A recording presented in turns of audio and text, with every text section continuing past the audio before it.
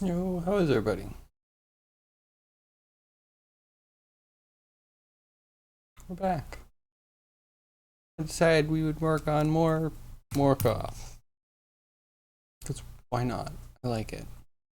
I don't want to abandon it. I don't know, I'm kind of thinking like might be a way to workshop it into like a really good, interesting monster. So in 5th edition, they tried to do that by making it a goofy, um, whimsical thing. I'm usually okay with whimsy, but this was just a little bit too cliche. It's a loot goblin. They turned it into an underwater octopus loot goblin. You know what? Not a fan. So I'm intrigued. We're gonna get hopefully tucked in a bit. Thinking about how many tentacles. I don't want the center tentacle. That can't be right. And then I want them probably to face center. Depends which. Long, pointy, thin. The other long, pointy, thin. Here we go. Boom.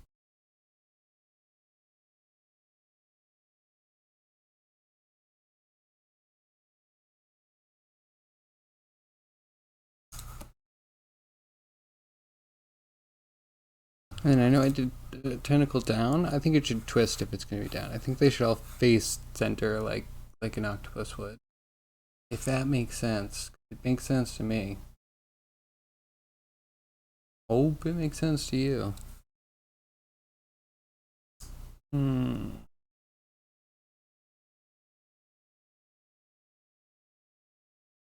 Yeah.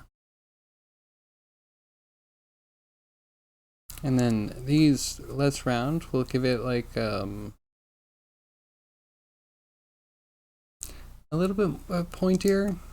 I don't know how I'm gonna describe that, but a little bit pointier. It'll help when the tentacle's pointing the right way. Let's try it. Or whatever. We're actually gonna hide that eventually. Or do we hide them all now?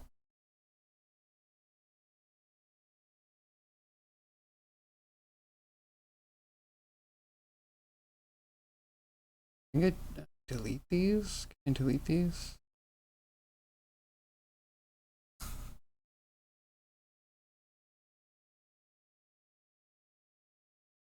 I'm feeling almost good about that. Catless, how are you? How was your weekend? Aren't sea creatures fun? This one's a bit of an aberration. Actually, I don't know if Wizards of the Coast still clutches on that word.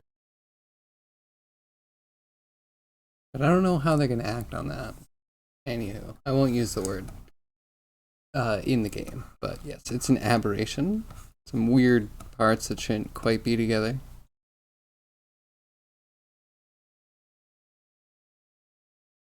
You have to try to make one sometime. I mean, you gotta find a good one that you like. Some of them get goofy, some of them are cool. This might be one of my favorites. But, it's just, I think it's one of Wayne Reynolds' best works. I really do. I looked at some of his more recent stuff, and he's going in a way, and he does a lot of D&D characters, and his faces are getting very angular, and I realized, like, I like his monsters from a certain period. They're rounder, they're not, like, real, but they just have a realism about them. They're in a setting, they just fit. They're working on a lake creature. Oh, is it a plesiosaur? Those are my favorite. I want to say dinosaur. I've been corrected before. But yeah. I also found out that a plesiosaur counts as, I think, encapsulates both of my favorite dinosaurs, technically. I know it's weird. I'm not like a marine aquatic kind of person. But out of the dinosaurs, the ones with flippers, they're just so cool. Still the same scene. Oh, I'm really excited then. Is it going to be in the background? I can imagine it now. It's probably going to have the long neck, right? Not the short. I don't know. It's hard to describe because it's like a gator. It's like an ovoid body with flippers. And the flippers are not. They just like oar paddles. Oar paddles. But then their face is horrifying. They're just so great.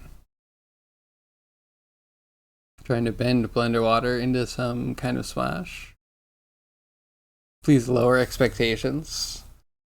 I feel like I'm already pretty impressed with what you've cooked up. I can only be more impressed. It's too late.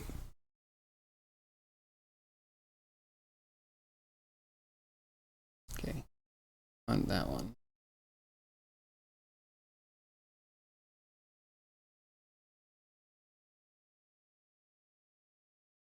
Delete that one. How would it be? I feel like the suckers need to be an interior thing.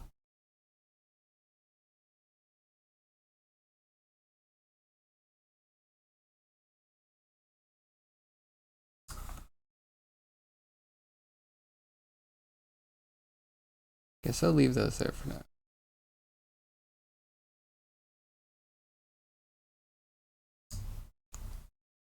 See, I'm excited.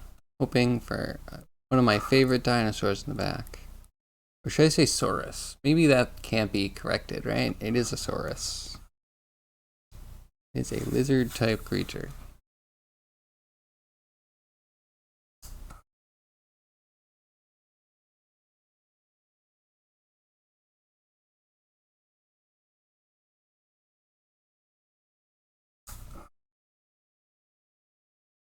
Okay, that's the good one.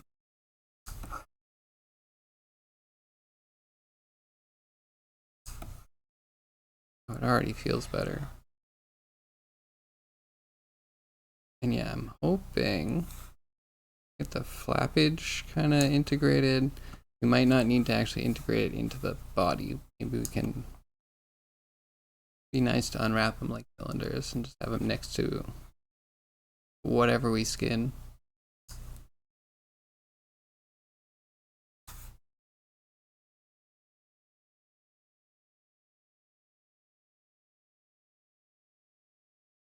Duplicate.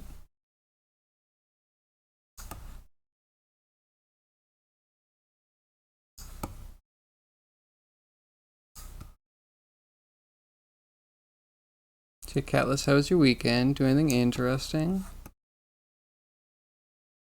Have you been doing aquatic dinosaur the whole weekend?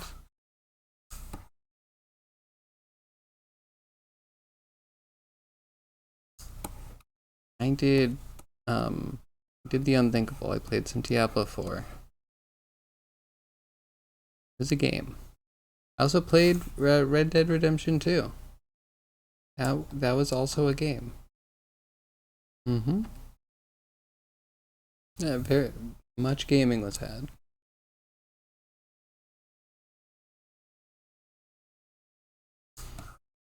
Yeah, the beginning of Red Dead's really good. Let's start as positive as we can. The beginning of Red Dead was amazing. But both of those games would make amazing movies. Like I would watch those movies.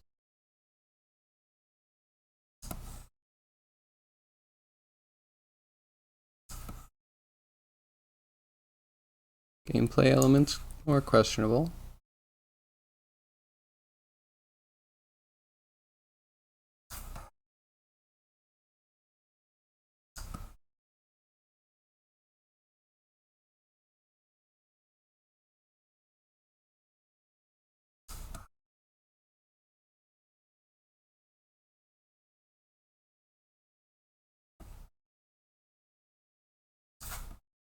And yeah, so definitely a good weekend. Made me think a lot about Macablo. I want for Macablo. Isn't that why we're all here?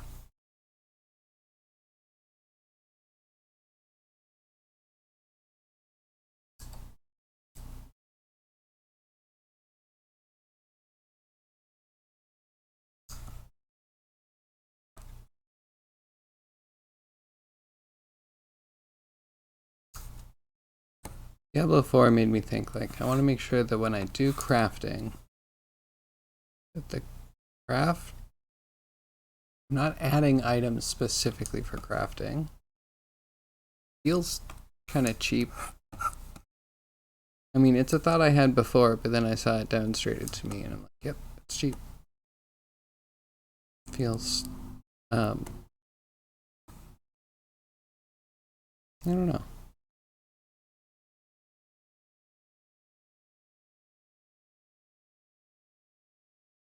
Mostly wasted all available time trying to make the meshes to form with curves.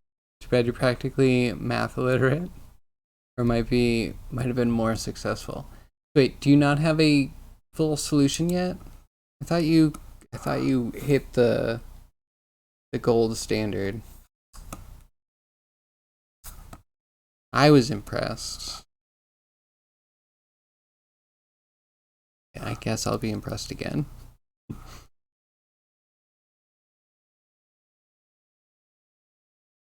Long back boys. Do we use the same ones?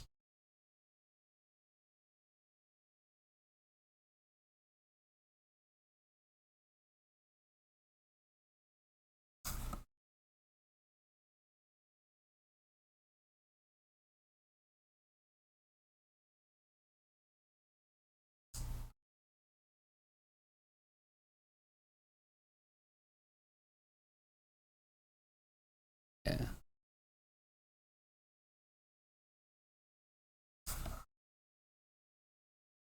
This guy and guy.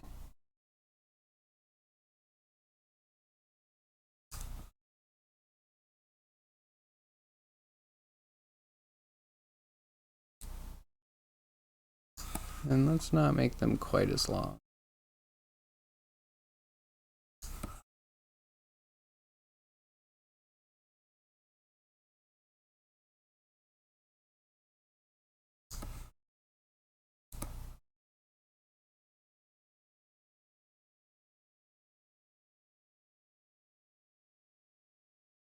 Kind of works. It didn't have tilt properly in, but then the hair curves weren't offering it. Oh, interesting. Okay. But do you get normal? Or do you mean tilt from follicle? Yeah, that's interesting. Because they don't usually, not kind of rigged in that way. At least that would be tricky in Maya. Oh, not impossible.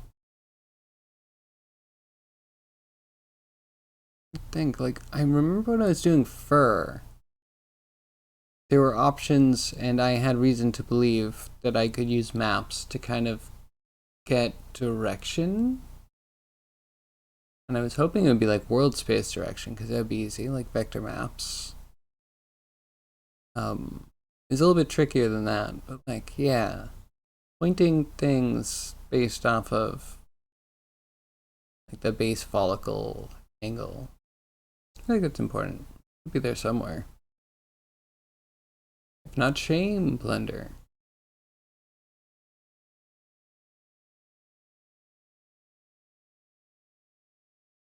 Normal rotation around tangent, yeah. Oh, wait, is that just object rotation? If you have the pivot of the object at the follicle?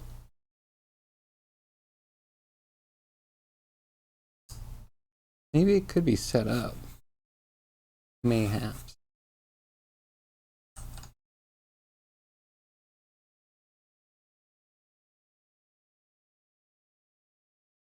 Right.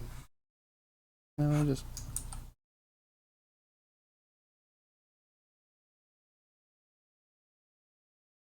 How is that? Why are all these translates the same? Why are you a jerk? Why are you... Because they're locked?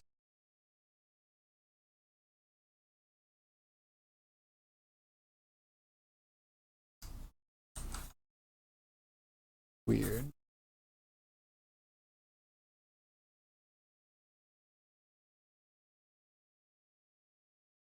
But now, are they showing just the same thing?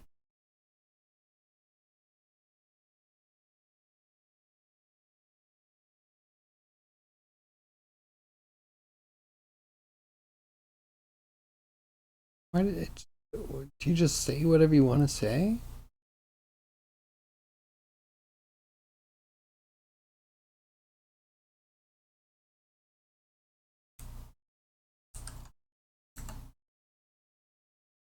Then it says I'm not even selecting the right one.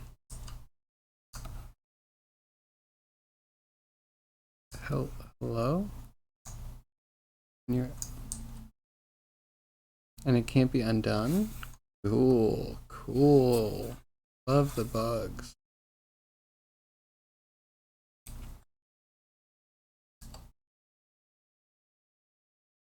Right, can I be selecting this one, please? And you're not gonna tell me. Mudbox sucks at everything that's not retopology or sculpting.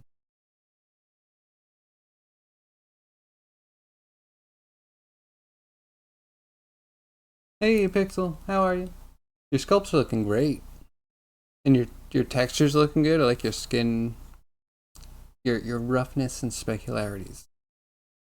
On point.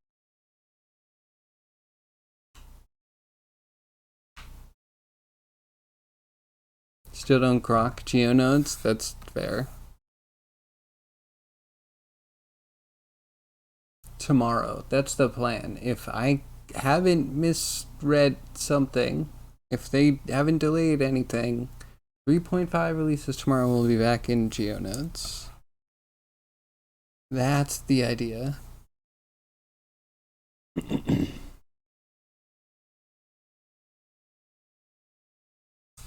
But who knows? We've had our plans dashed before.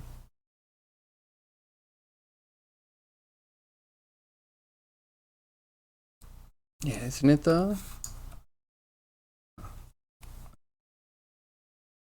And that sculpted texture is cool. Yeah, I haven't fully tried to do that in Mudbox. Or maybe I have in the past, but like you need to get it up to the right division level, or you need to be working in a bump map, which working in a bump map works pretty decently. But you need it to be UV'd, or you need to use Pt2, and then you are doing extra projecting, extra baking of maps. Like, it's a possibility. I don't know. Like once I get to skin detail, I'm just gonna bring it over to Substance Designer. Looking at octopus images and kind of feel like resculpting the surface and tweaking it more. I mean, go for it. It's just getting better and better, right? As long as it's not getting worse, then it's getting better.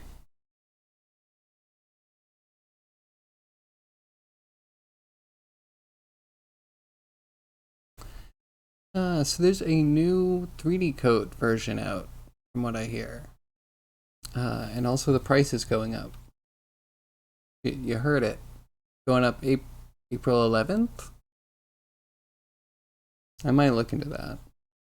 Because that is retopology and sculpting, and if that can replace Mudbox. Because Blender doesn't quite fit the bill yet. That might be worth it.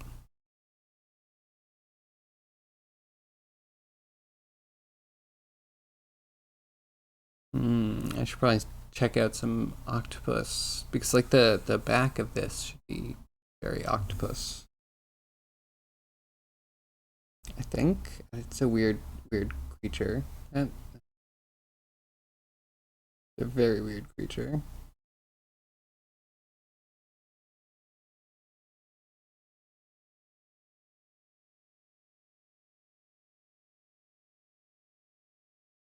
Part of me wants to make it kind of like sharky texture,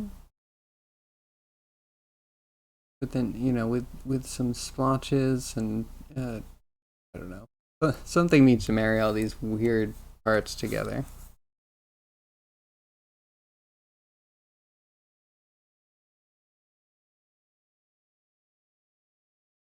It's called a Morkoth. In Dungeons and Dragons 3.5, in Monster Manual 2,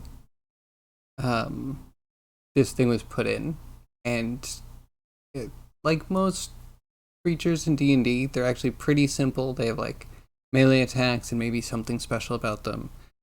This guy has a mind control, almost like a sea fairy. He has like an enchant, and he will pick off someone from the back and get them lost in a maze and attack them. And they will not fight back because of mind stuff. So I'm thinking maybe we do mind bullets on this guy.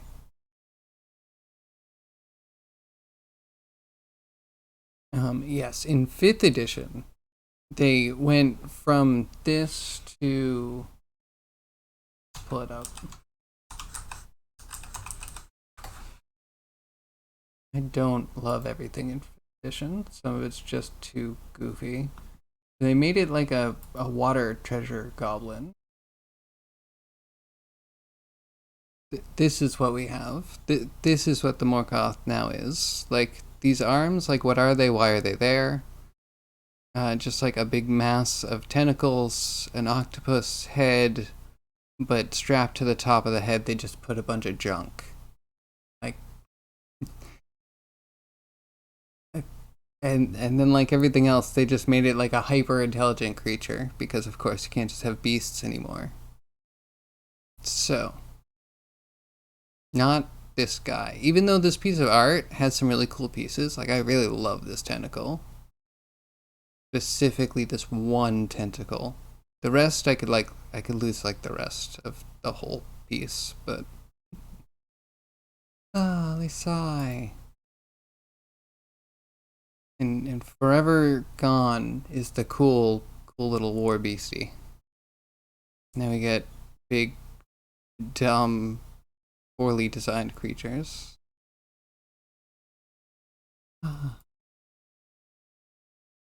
Gone but not forgotten. Right? I think so too. I don't know why they changed something. You know? Like some things I get, they need updating. This feels like you could have probably done more with it. Like these things, making them not lone hunters, giving them like territory, having them interact with things in their area, and not just constantly luring adventurers away and then just like what does it eat? Like that's a good way to flesh things out instead of having to give it like a full civilization and a reason to like enslave people and be hunted, and like they're just treasure goblins. They're too extra. That's a word that I feel like I'm going to a lot recently. So this guy will live. I will pick up the cast off cool bits. Hopefully. It's also it's such a vague picture, and I only have one angle of it. So you have to do a lot of inventing.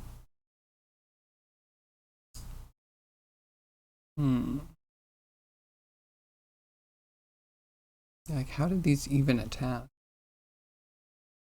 It almost feels like there's a split from like the skin.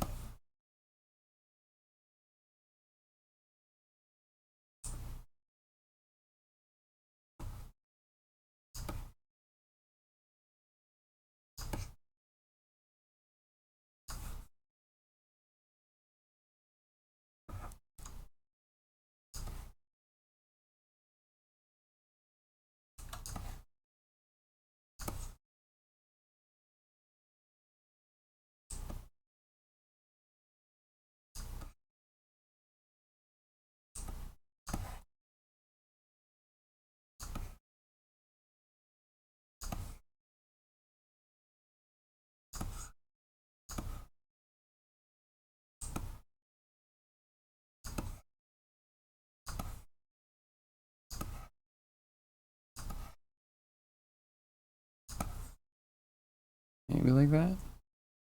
They have to change them due to copyright. When they remade the Hero Quest board game, they had to get rid of all the references to Warhammer, like Chaos Knights and the Fumir. Really? I actually didn't hear about that controversy.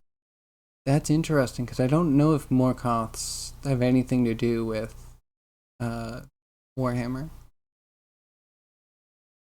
Because they're like fully aquatic. I don't know that Warhammer has much aquatic, but there's always a possibility. Maybe they pulled it from some of the fantasy books.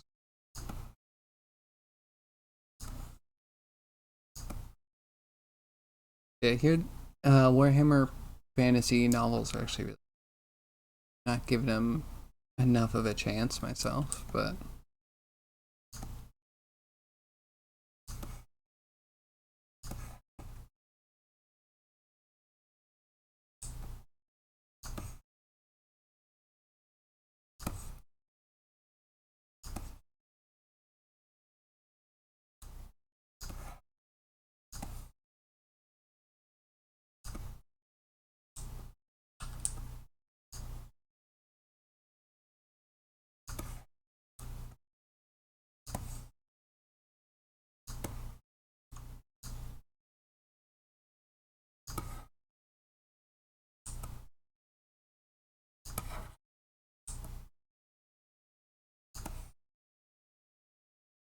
oh, what if this is like a weird Trochanter integration thing?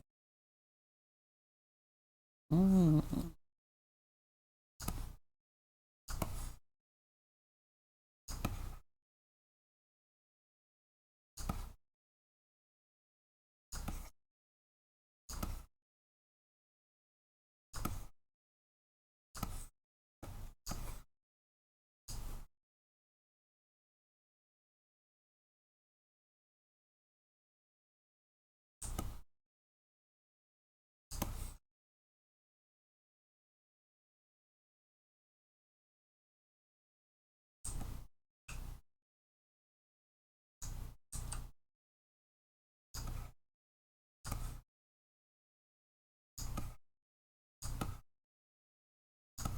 Maybe like that. Not sure if that would have been the case with Morkoth, but maybe TSR kept the image rights. Oh yeah, that's interesting.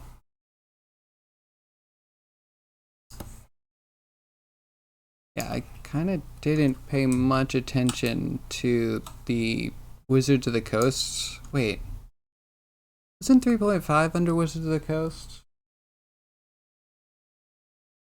Could be wrong.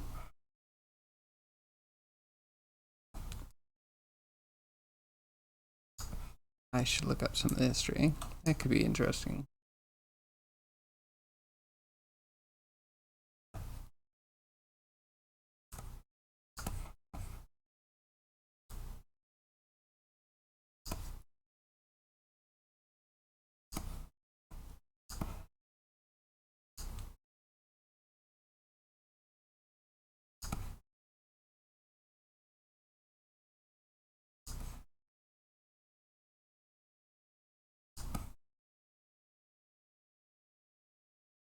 One looks super wrinkly, so we should put a little bit of that in.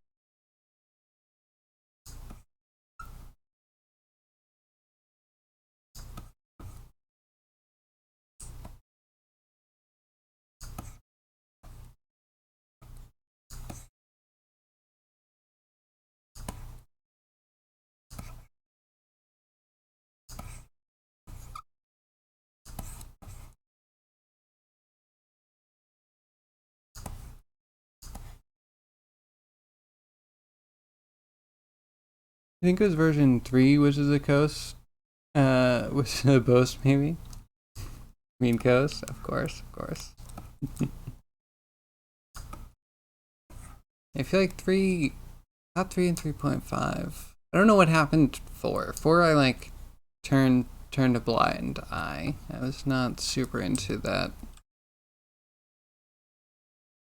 But that might actually be where it came from, was 4th edition, which is really where they were like, okay, we need to redo all of 3.5 in a way that makes it less system and math heavy and more of a storytelling system with upgrade options that feel like a video game.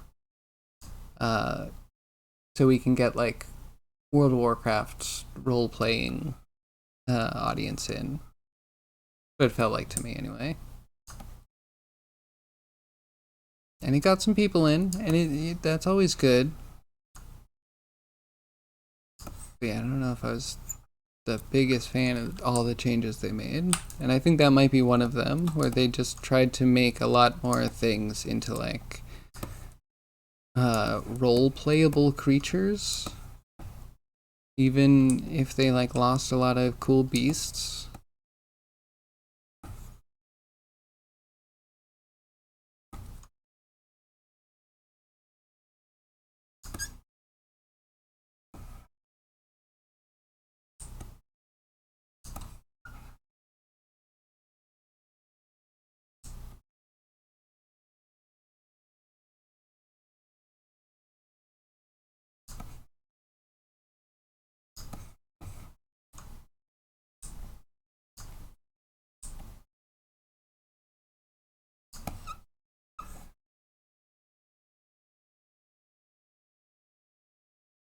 Fourth edition was like more of an MMO than a tabletop. Yeah, definitely agree. Some of that can be good, right? Video games have some cool stuff going on.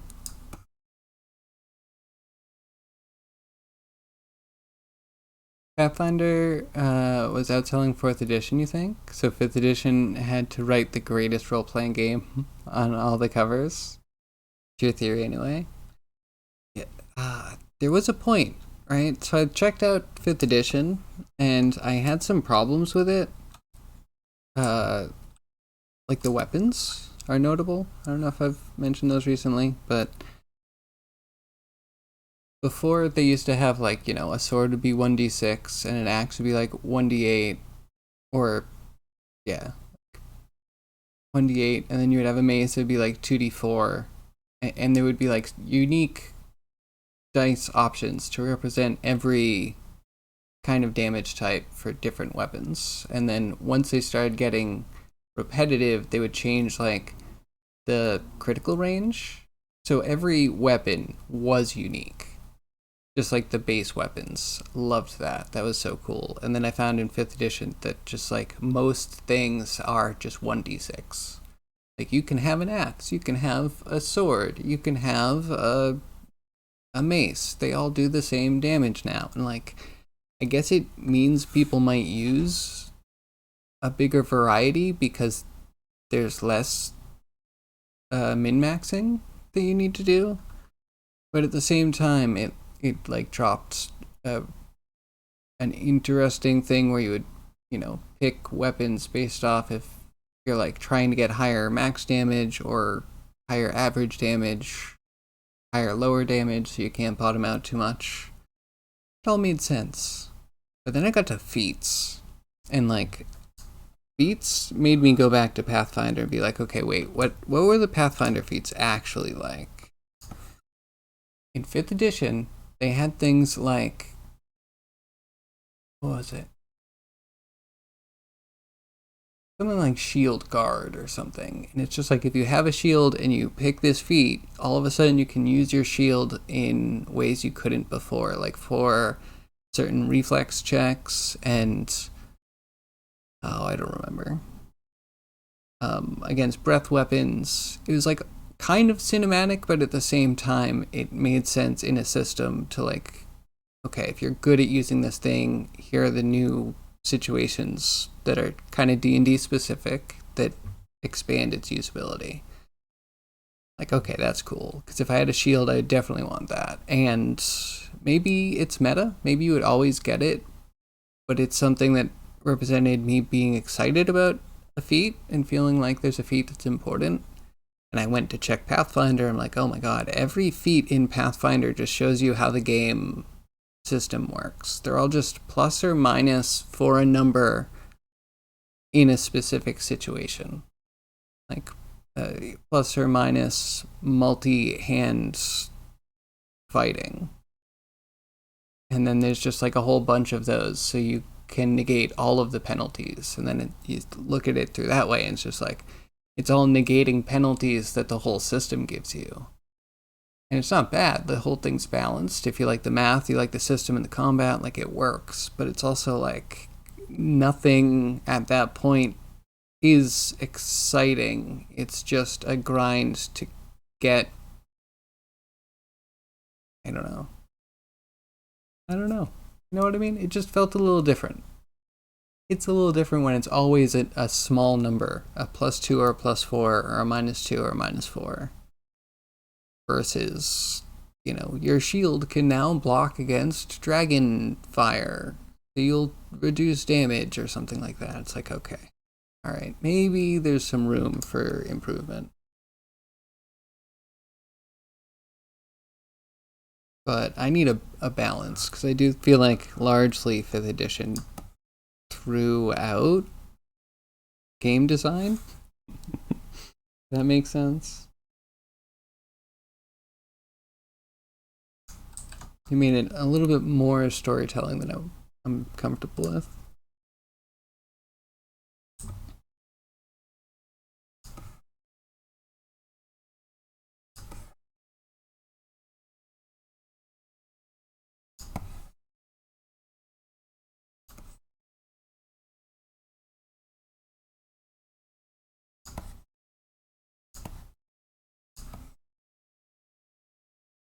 Yeah, anyway, Pixel, if you're still around, how was your weekend?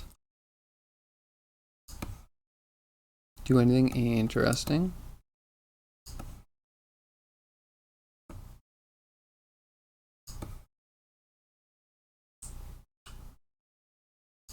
I tried out some Diablo 4. Which, you know, if that was a Baldur's Gate, I'd actually be really hyped. Actually made me think about Baldur's Gate. And like, what is Larian doing? I wonder how that's going.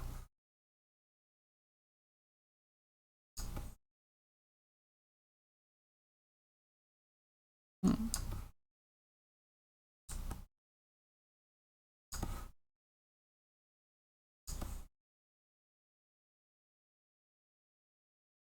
tried the D4 beta too? Was cool? Better than you thought? Yeah, I can agree with that. It was better than I thought. I don't think it pulled me though. I did find myself being like, okay, wait, where am I supposed to go? And like, the open world aspect got kind of lost. Just like, I don't feel like I want to be doing anything. There was something that was nice about the linearity of Diablo 2. I guess 3, but 3 did it too mindless. Because you could wander into any area and be fine. Diablo 2, I think, had more of a progression, but yeah, there's some really nice things. And graphically, it was pretty good. So I did play the Necromancer, and I did notice that the skeletons were like ripped straight out of D3. And also, there was absolutely no challenge. The wife played the druid, and she had a much better experience. But also notably like much more difficult experience. And the core loop, it's tricky. I don't know. It feels like D3. Like you need to attack to get mana, and you need to attack and kill things to have a chance to get refills on your potions. I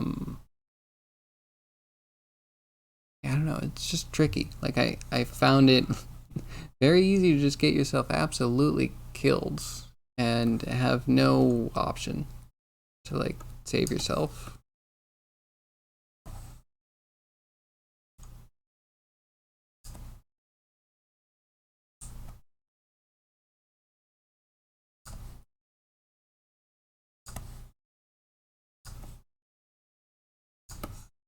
Man, it was pretty. Not always easy to read the enemies, but looked like Dwarven Forge.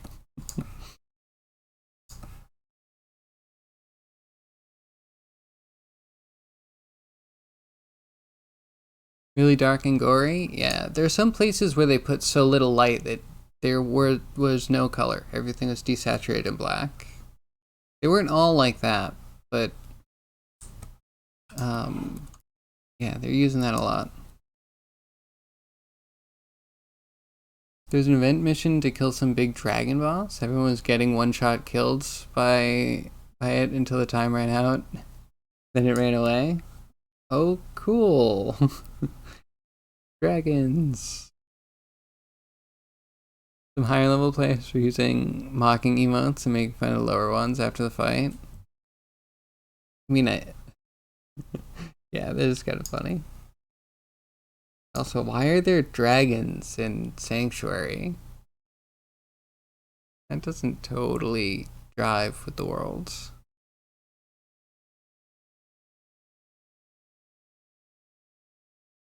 Oh, yeah, the world looked kind of cool. Like, I didn't like the goat things, but there were a couple monsters I really liked the look of.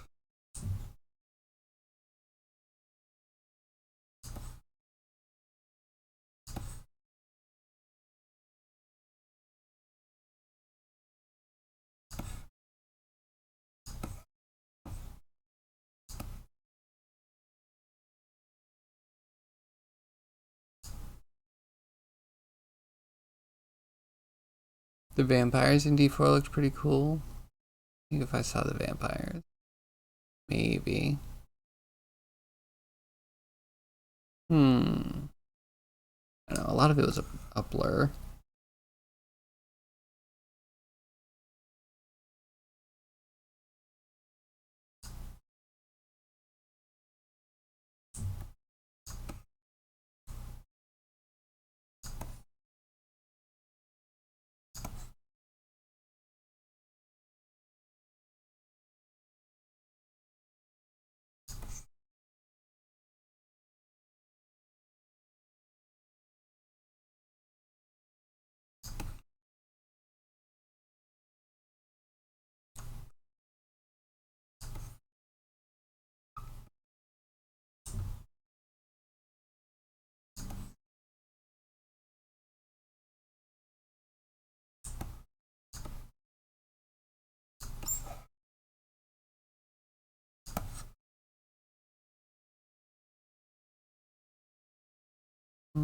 No, they need to be smart.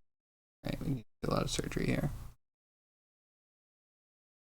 Nosferatu style vampires? That's cool. That is cool. I really wish that they made just a short movie. Or a full length movie. That would be cool. I would pay to go see a full length movie because their cinematic at the beginning was really awesome. Still feel like they lost the Diablo plot quite a bit, but yeah, it's not terrible. Need more occult stuff anyway.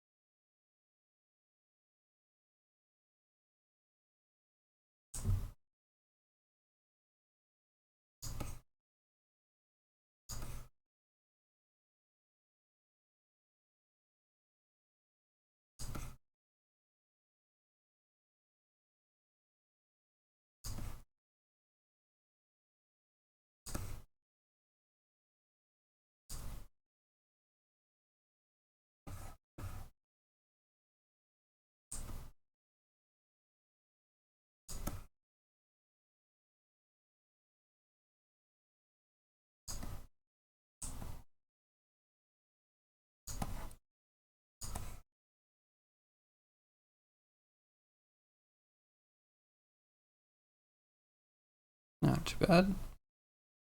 Trying an image of the dragon thing? Alright, let me check it out. Yeah, words sometimes don't do justice to the real thing.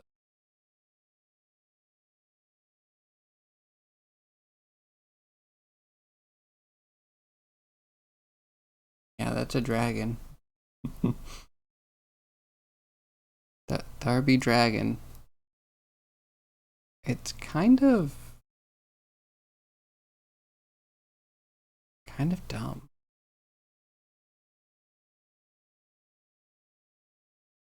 I mean, this necromancer art's really something they're doing pretty well. I don't know if it's all as a total package enough. Oh, a better one.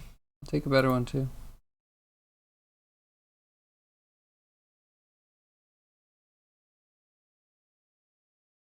Shava the Pestilent? Okay, tell me they didn't take that directly from Warhammer. Like, I'm gonna probably be guilty of doing very similar stuff at some point. But it's like, yeah, a Warhammer dragon. It's a Tyrannid dragon.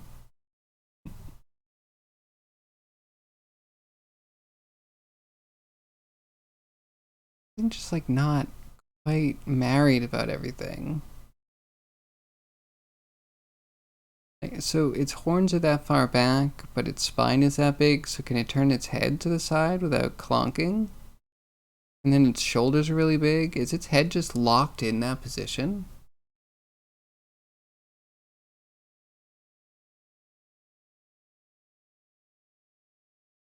I like some of its textures.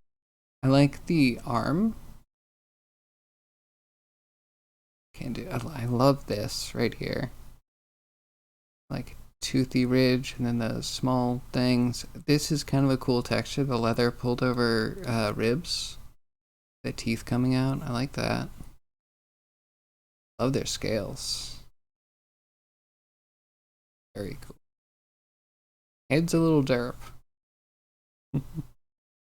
What are these? Why would you have armpit calcified blade wing things? I don't fully get it. Very extra. Very extra. More than I ordered.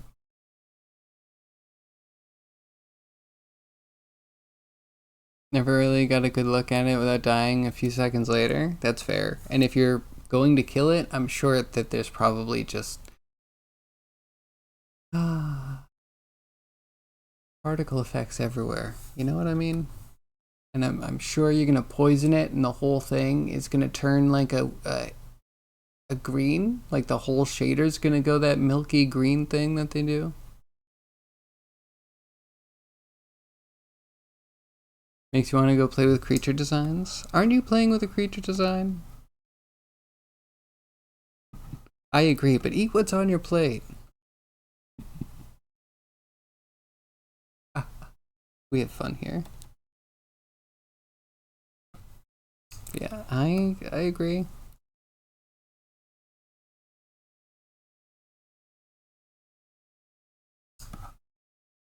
Try and maybe define a little bit where this stomach pattern is.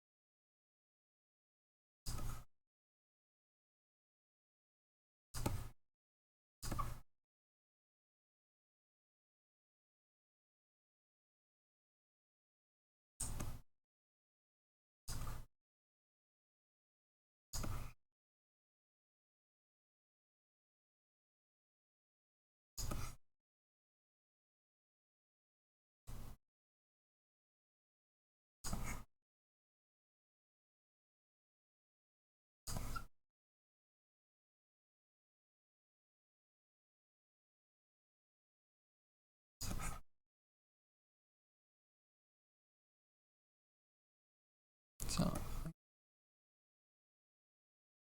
this point here.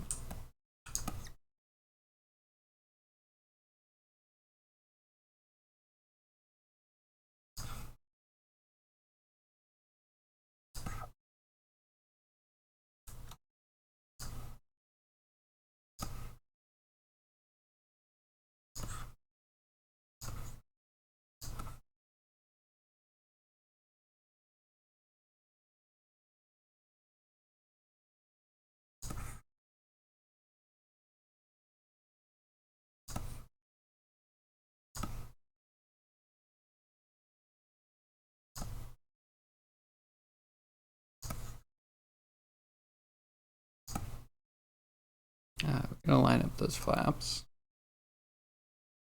You're playing with water in Blender. Ah, I see. And you could use more CPU. Yeah, you're not alone. I could also benefit from some extra CPU.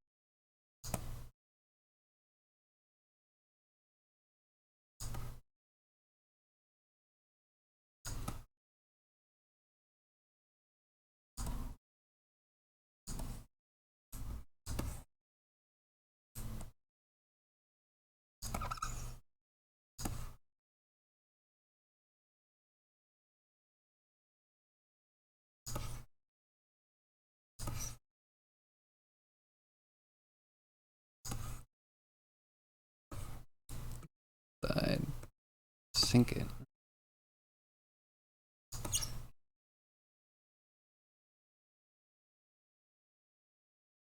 Water sim.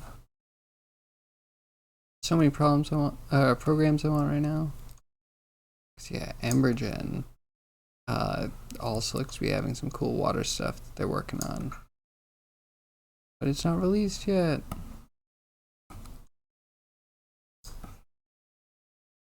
A little worried that I might need to get it before it releases.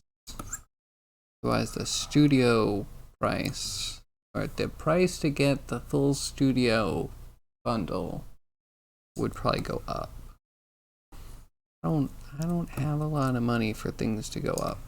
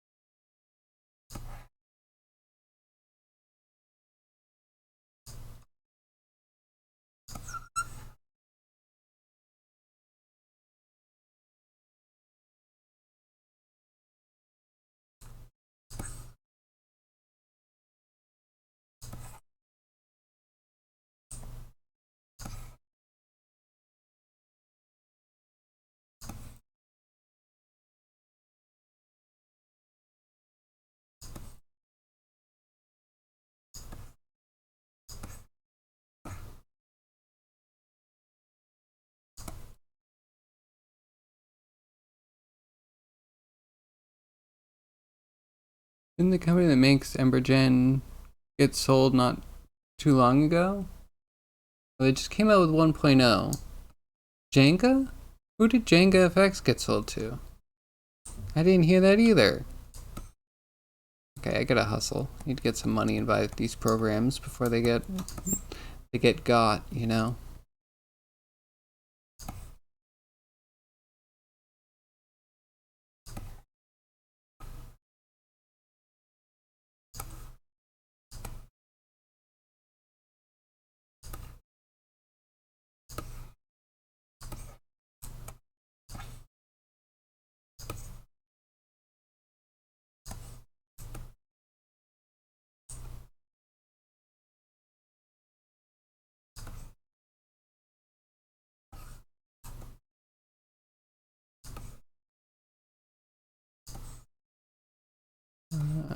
have to figure out how these actually merge.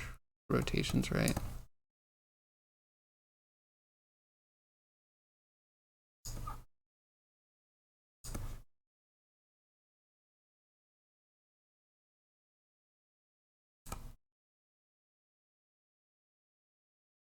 Forgot what company it was. Yeah, Jenga FX? Up real quick. Just like something I should know.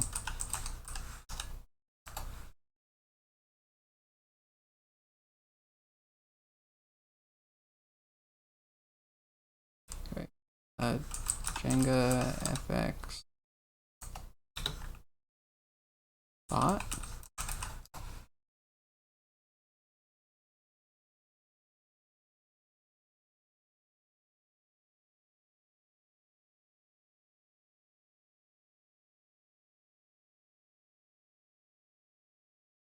I don't see anything about it being bought outright.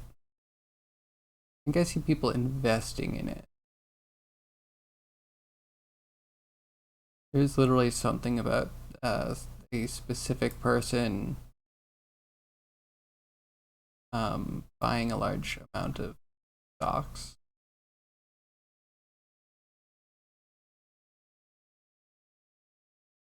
Interesting.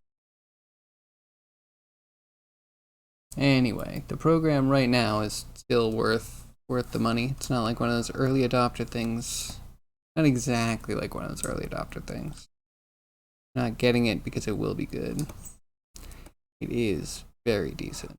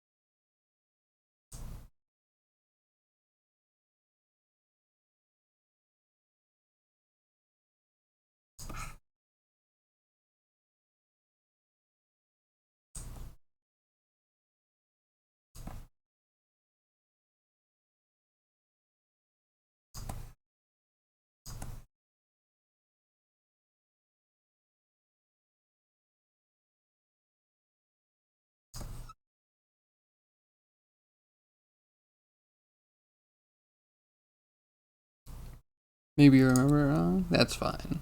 We need to be vigilant. Need to keep our eye out. It's good to check.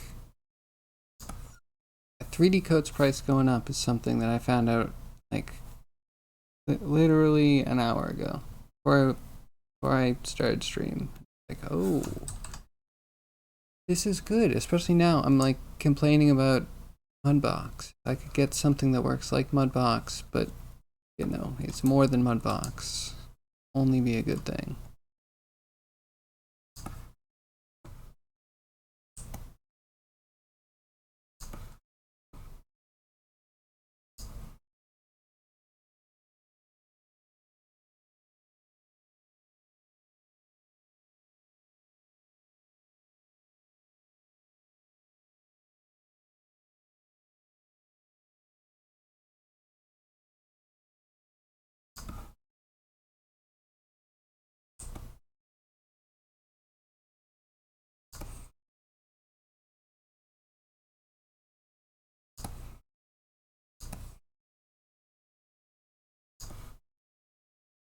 Okay.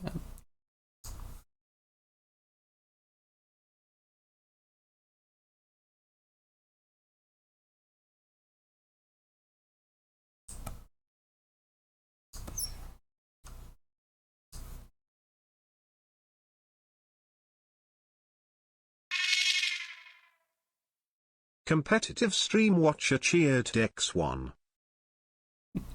Yeah, thanks for the bit. What's up, competitive stream watcher? What are you up to? Hope you're having a good Tuesday.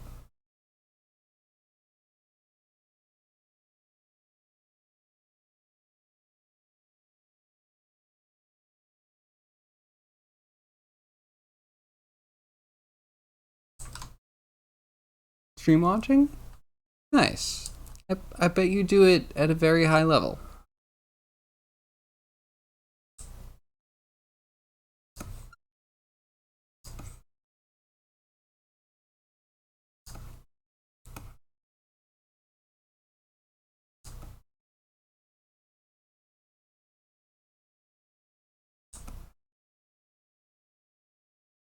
Slightly bigger.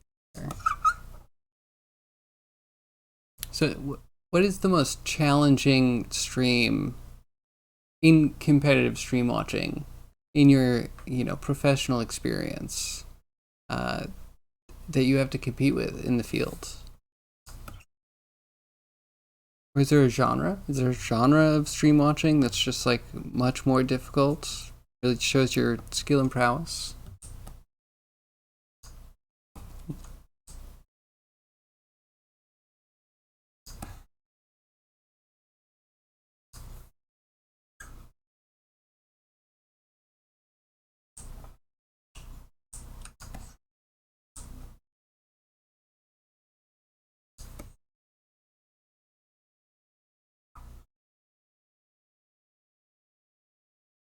I want to just keep tapering. That gets.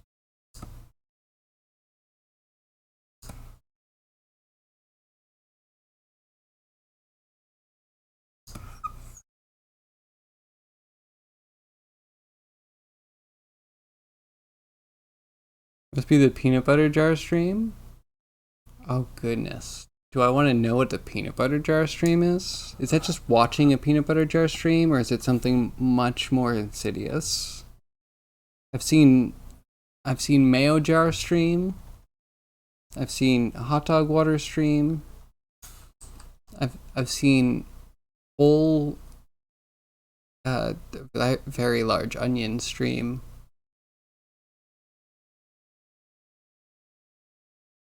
Seen chair stream, Kappa.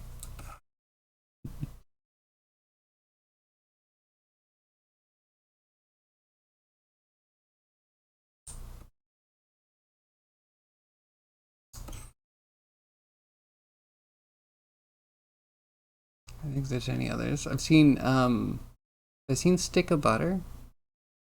Yeah, I think I've seen someone put a stick of butter in a single piece of bread, fold the bread over and eat it. Was is a thing. A thing I saw on the internet. Hey Revier, how are you?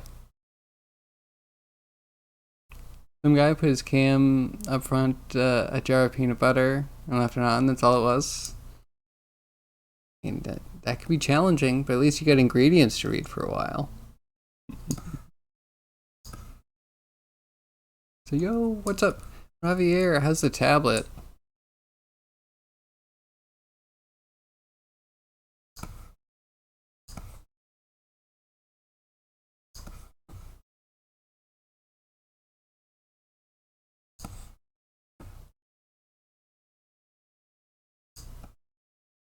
Collecting dust still. How is the ergonomics? Because I dropped in really quickly. I was kind of busy over the weekend, spending it with the wife, but I noticed you're still on like the stock stand. I hope it doesn't give you back problems. Found the like shrimp posture that you can adopt can be really painful. The time will come. Excellent. Will there be space monsters? Will there be like a Cthulhu?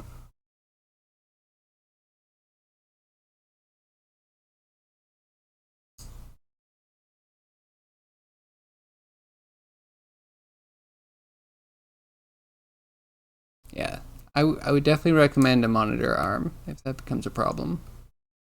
I have the Amazon basic one, and that is good. Ever play Magic the Gathering? Yes. I used to play a lot a long time ago at very novice levels.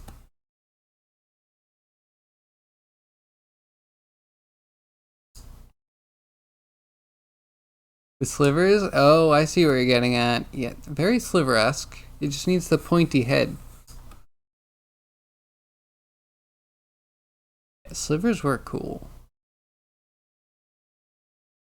I had a friend that put that sliver deck together that was really, really difficult to beat. It could easily get like a turn 3 or 4 win if you got a good pull, but if not, like it's just a snowball. You want to do a hive creature similar to them? Oh, that sounds really cool. Kind of like Perfect Dark. I was a big Vin Diesel fan when I was a teenager. You know, Perfect Dark is... Or Pitch Dark? Oh man, now I'm embarrassed. Pitch Black? Whatever. Chronicles of Riddick was the good one, but the one before it with the cool night creatures. Be frightening as hell. Pitch Black. Yeah, that's the one. That was good. That would be awesome.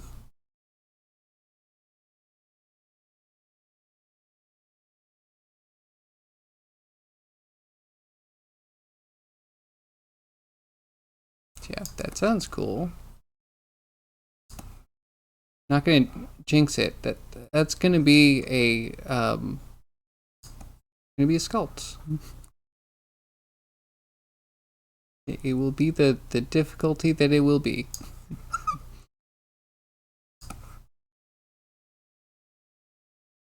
But I may be tempted to say that would be a good first sculpt. I don't want to say easy. That's a jinx.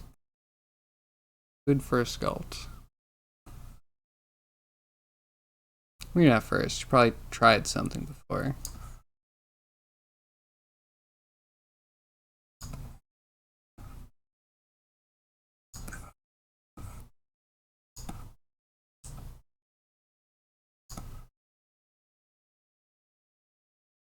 So are they going to be on a planet? Are you going to make a hive creature planet that you can die on? That sounds great.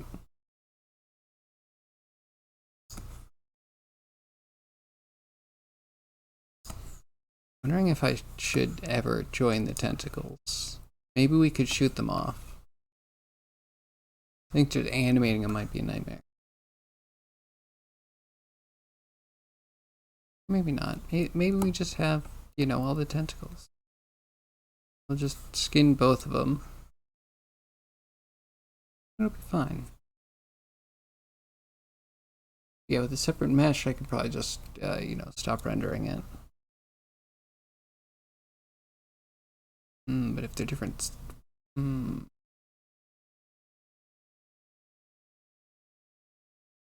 Almost be better to have a mask in Unity that I can mask out just the UV, make that transparent. And another prop that, you know, falls off. Right. I think it'd be cool.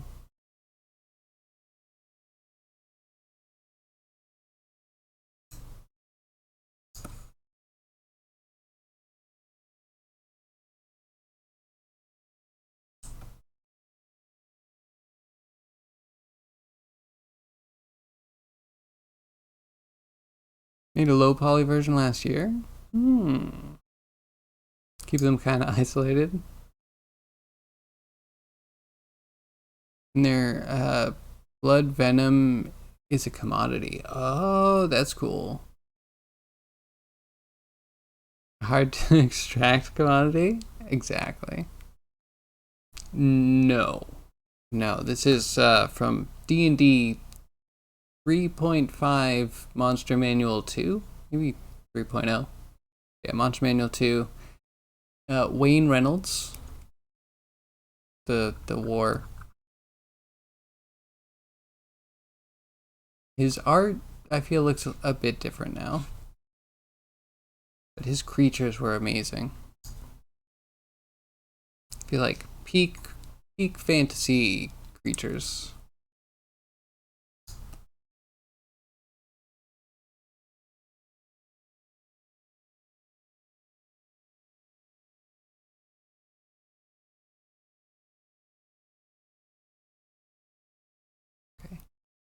Not too bad.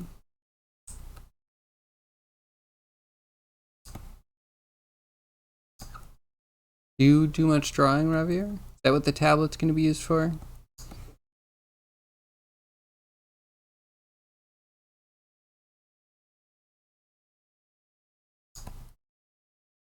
I haven't drawn in a long time. Nothing worth noting.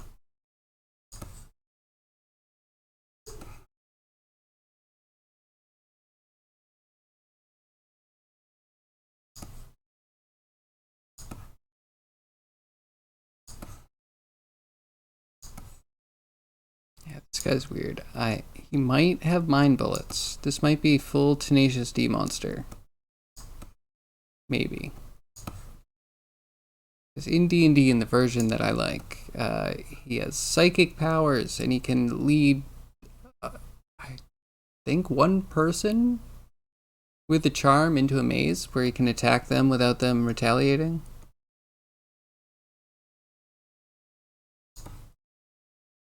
Yeah, maybe just mind bullets. Either that or I was thinking he needs an attack. If we're not going to go with the melee, which I want to avoid melee if I can, then he could squirt ink. He could incapacitate parts of your mech with the charm thing. Or just mind bullets.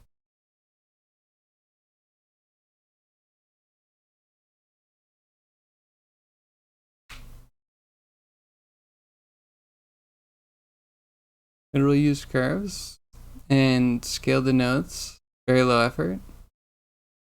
You draw but mostly charcoal. Ooh, that's cool. Wait, did you post things in Discord? Love to see your work. Ooh. Hey, this is pretty cool. Yeah, I could see where you just need to like detail some things. It's probably not rigged yet, is it? Maybe I see some points. It looks like it's cool. Be really interesting to see. Is it gonna do like wall climbing at all?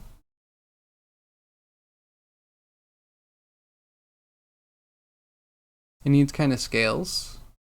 You can get a lot of done in texture. I feel like most of what I'm doing here, like all this, is probably just going to be baked down to a texture.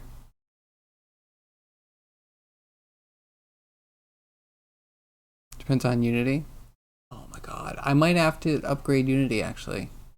That totally reminds me, I noticed in 2023.1, they're actually going to put in 6-point lighting. And I'm like, oh my god, I need it. A mech game with the destruction porn, you need it. You absolutely. It's going to be a lot of rants going to new Unity, including, I haven't had the rant yet, but expect the, why is my Unity blue? Why does everything need to turn blue? Can you turn this off? Yep, expect that one. That's just a little taste, a little trailer. Because I see other people using Unity, I'm just like, oh my god, them getting more obnoxious with your editor going unresponsive. It drives me crazy. Waiting for 2022 LTS. Should be soonish. It's a very Unity thing. Man, yeah. That just feels. Unity used to be good. You used to be really good. You used to just want all the updates. They could break things here and there, but they were good.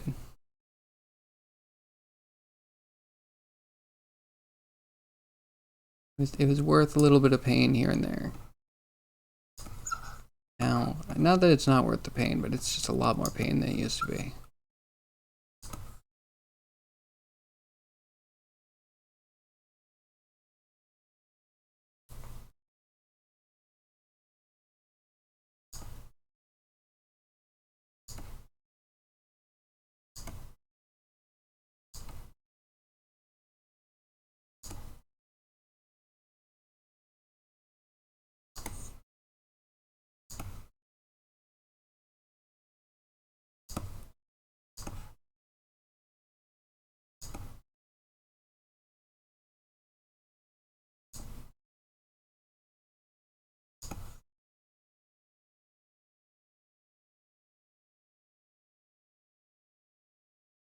Off to stream. Have a good one. I'll see you later. Have a good stream, Ravir.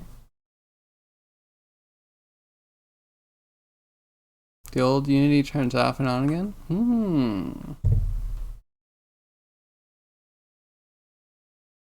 You have no idea what went wrong, but you reload the project and everything is fixed. Yeah, that...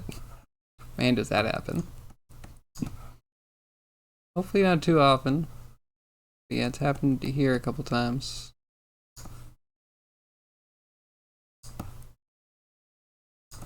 Being zoned out.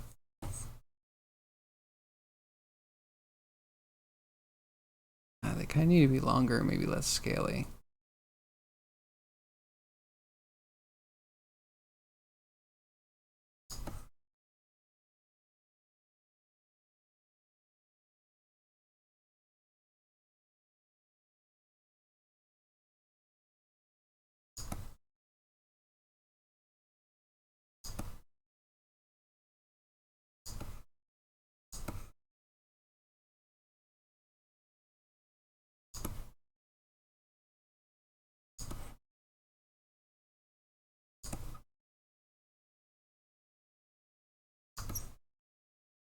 All them little wrinkles.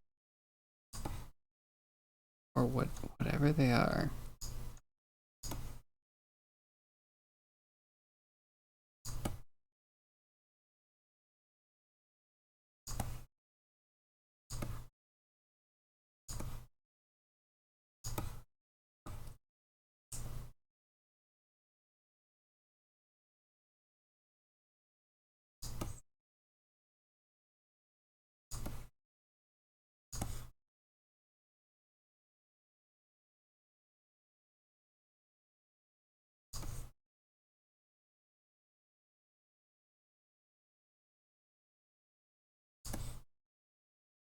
Maybe like that. Does Unity usually change a lot between releases? It's difficult to say. It used to be like, yeah, there used to be like some good updates, but they put in the package manager, and if you know anything about any program that has a package manager, there's kind of this thing where like the software going forward doesn't quite update uniformly. Like different packages update at different rates for different versions of Unity. Like yes and no. Now it really is like you upgrade Unity if you see a feature that you need, and there's a package that needs a certain version of Unity to get all of its features, or some of the newer features. Just wondering how much trouble it is to keep a project with the latest. It's actually not that bad. My biggest complaint is just like, I like how software functions and they do a lot of updates, and I don't, love having everything updated. You've heard me complain about the console editor, right? They added like a bunch of options, which they're good options. It's nice to have, but I need to scale the console window, so like all the error output, to a certain width before I can access like the right side of stuff. And it's like the extra little complications actually make my life a little bit more difficult, and I don't need the stuff that they made readily available almost ever. Like I wish they reversed the buttons. But then again, yeah, if someone's like, oh, this would be better to reverse the buttons, and they actually did it, how many other developers are just gonna like have their workflow cramped? So yeah, my biggest issue with Unity is usually me being an old man and liking things the way they are.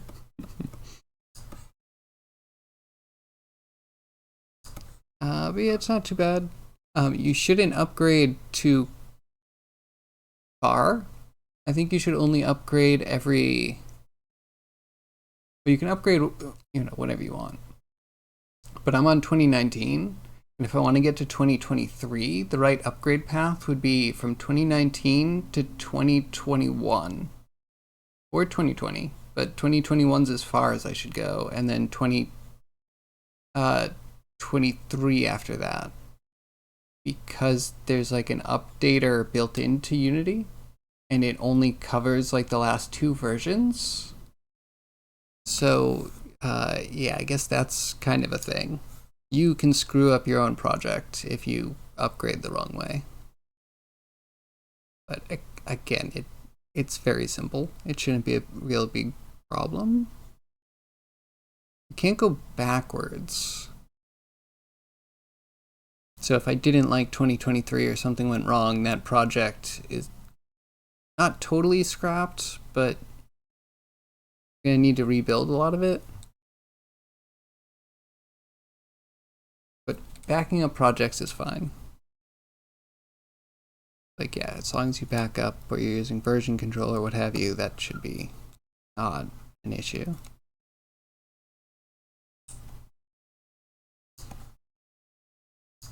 I don't think Unity's a bad option if you're looking into stuff.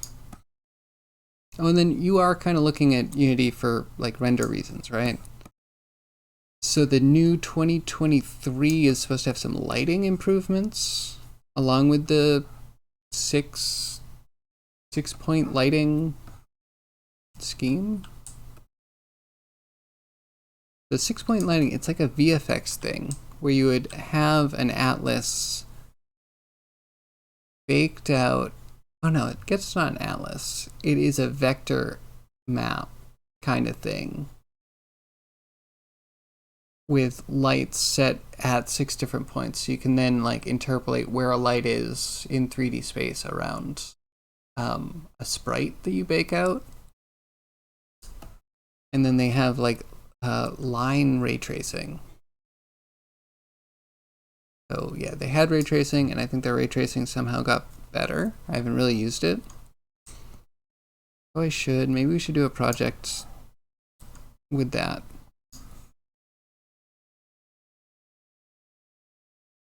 Gotta figure out what the project would be.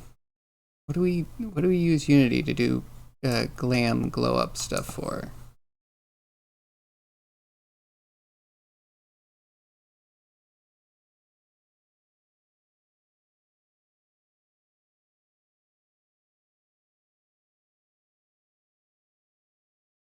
I think I like that.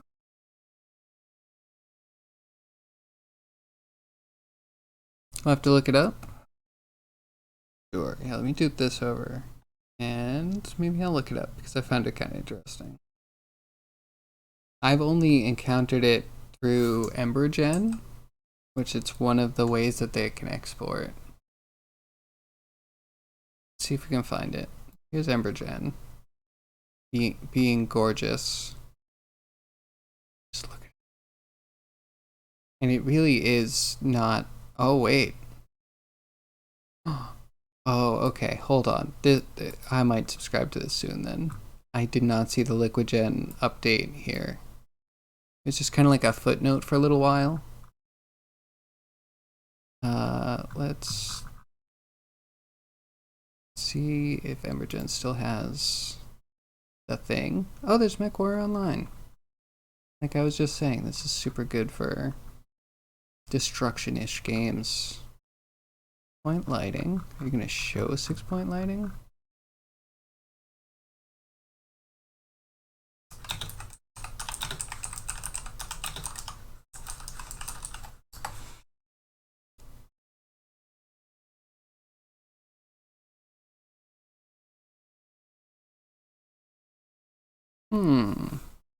Do this one real quick because Unity biased.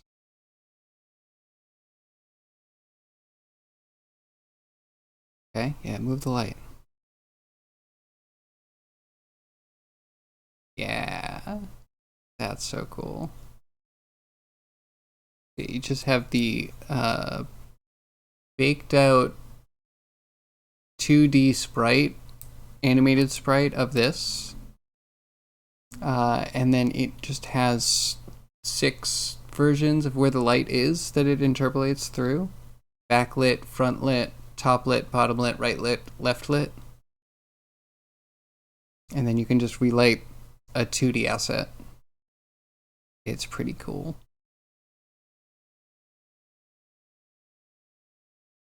So my other problem is like directionality. This is cool, but once you get to the side of it, once it's at like 45 degrees, all of a sudden the smoke is skewed and it starts flattening. It's like, how do we balance that aspect? Or maybe we toggle off particle systems depending on your viewing angle.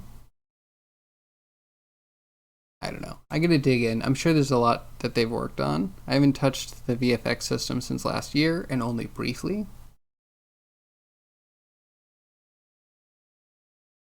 It looks so good. So yeah, that's that.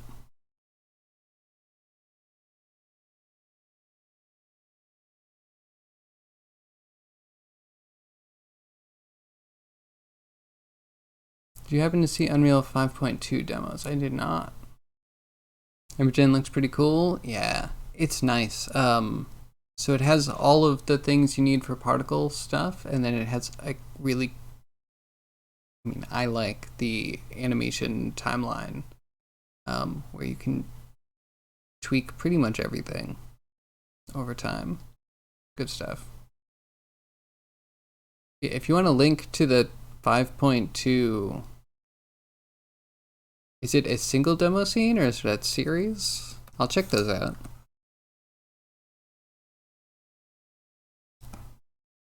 Maybe a little sad because I don't feel like Unreal is in my future.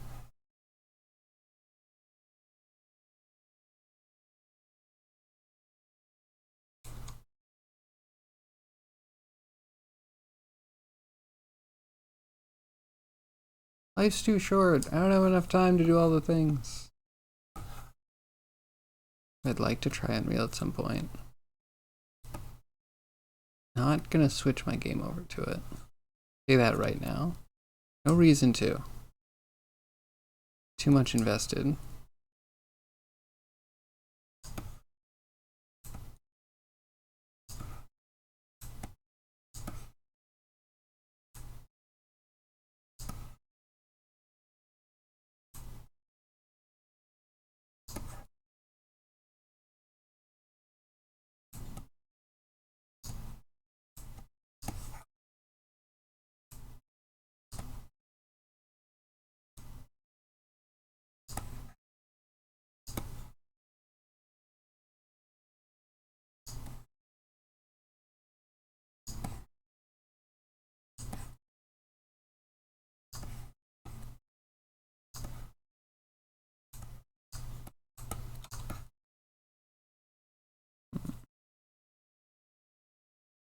$5.2 jungle demo? I've only seen clips. Looks like there's an hour of a presentation from GDC. That's girthy.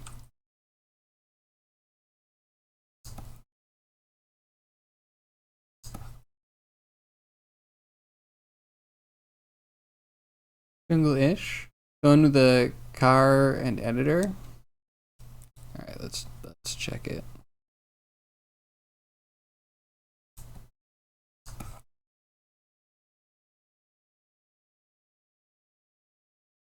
Alright, just getting carried away with this.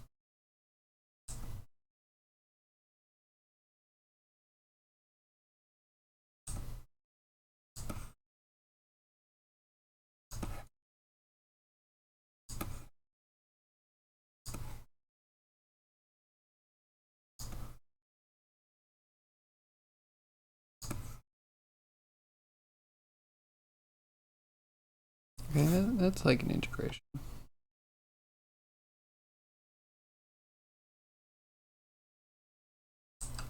Alright, save that, click this, that.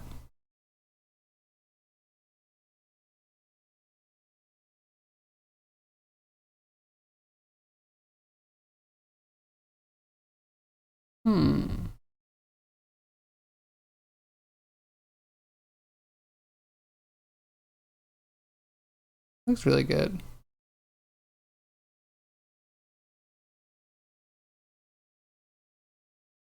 Oh, I see there's a tree thing coming to Unity too.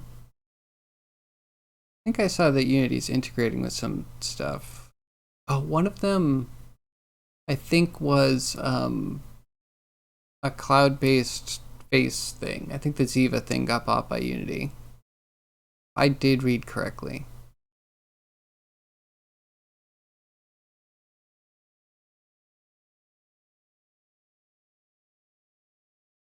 But yeah, this looks pretty cool.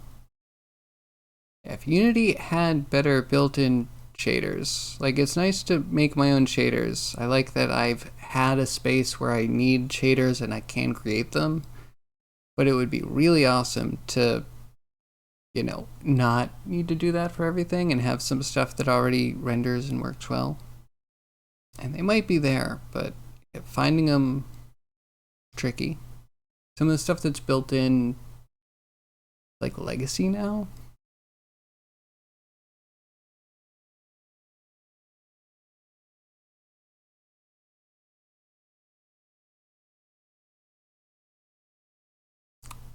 71 million polys just in the car.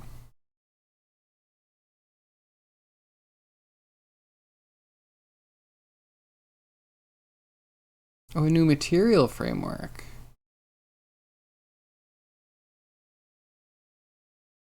Oh.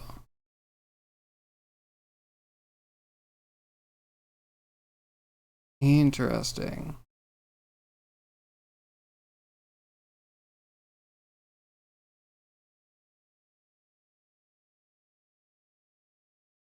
They say it's a coat, but it looks like it has depth.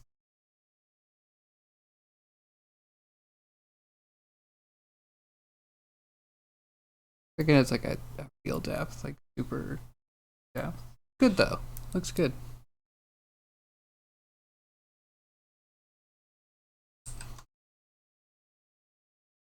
Now it looks pretty good. Nanite on the foliage, cool vehicle physics, water splash physics, and a new material layering system. Yep. I feel like Unity has some sort of material layering built in. I haven't tried anything really past 2021.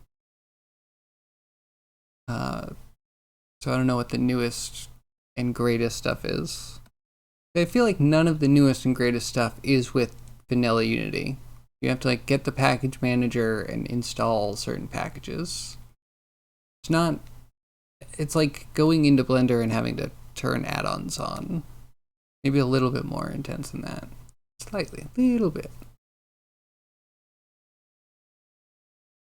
Yeah, because of that, I'm also very out of touch with what Unity even does anymore. I feel like it's all pieced out, isolated, siloed.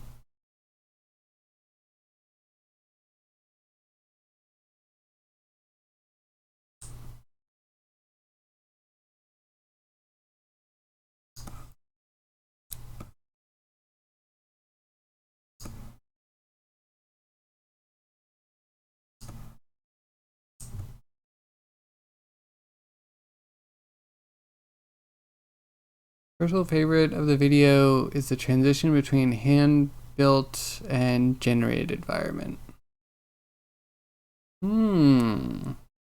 I missed that part.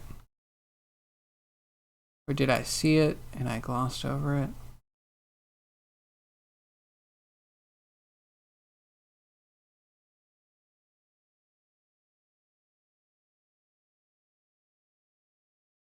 Oh, okay, this part is procedural content generation. Like, you know, but if I also had full nanite in Unity, I could do whatever procedural crap I wanted to. Like, this looks good because there's way too many props, and that's what a forest is. Like, way too dense foliage. Lots and lots and lots of different plants. I hope they come up with something soon. Unity, please. It's all naff. You could see that on TV, but then it was real. What? Are you impressed or not? Ryogi, tell us. Also, how was your weekend, Ryogi? I saw your art. It looked good. Is it done? Gotta be getting close.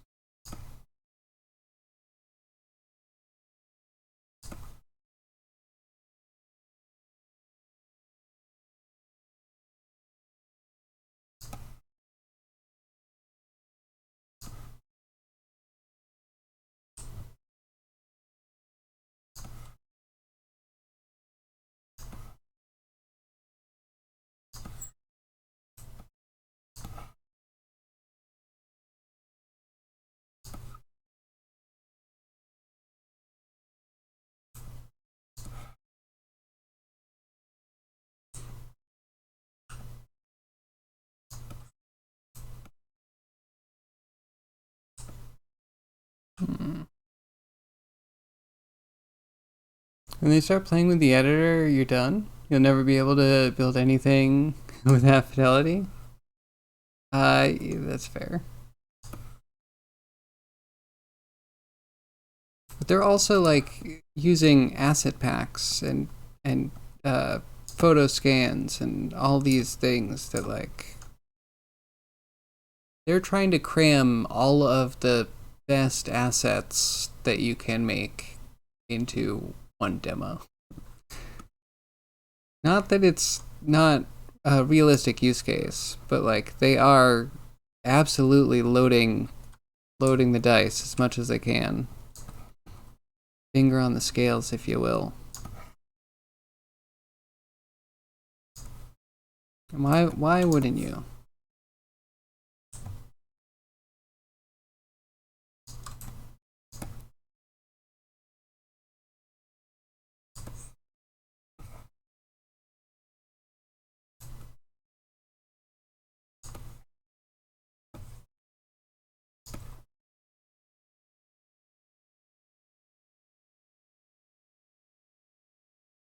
Well, yes and no.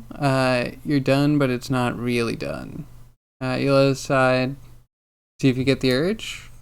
It's fair. It looks good enough to, abandon it if that's the time.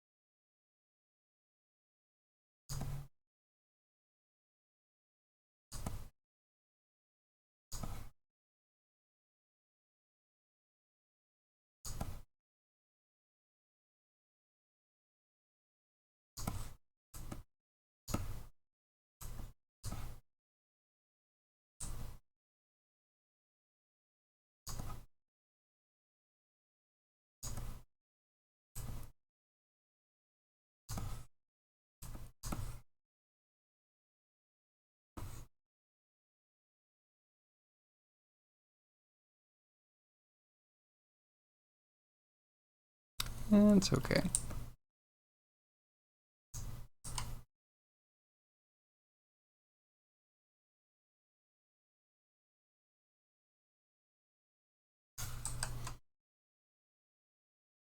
So what's the next thing on the Ryogi menu? What beautiful visual treat are you gonna entertain us with next?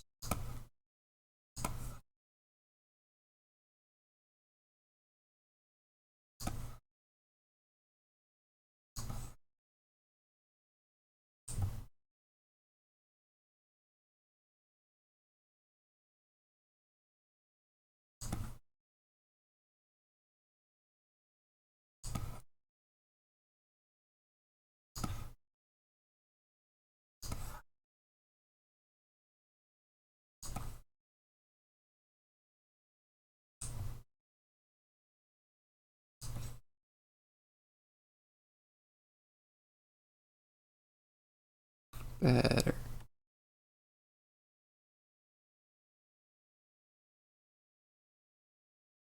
I wonder about the eyes. Maybe a little bit wide, the right word?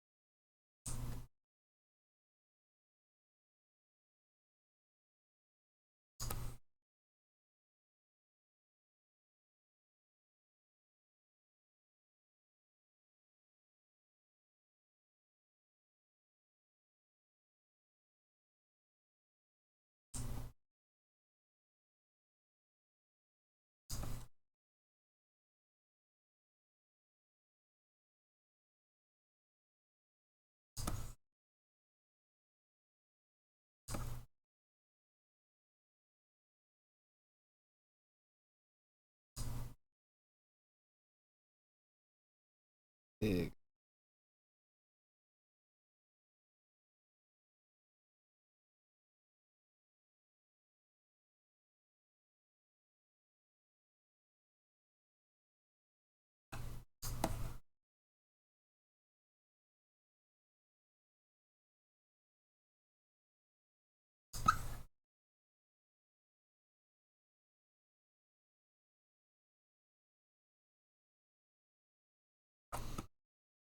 Okay, moved it a little bit. I think I want to make it a little more lensy.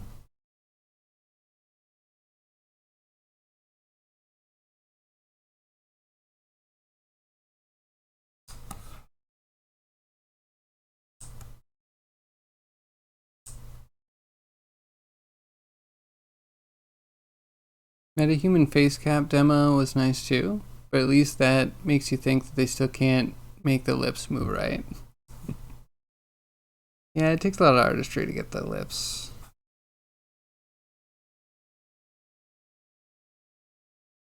Really, do I?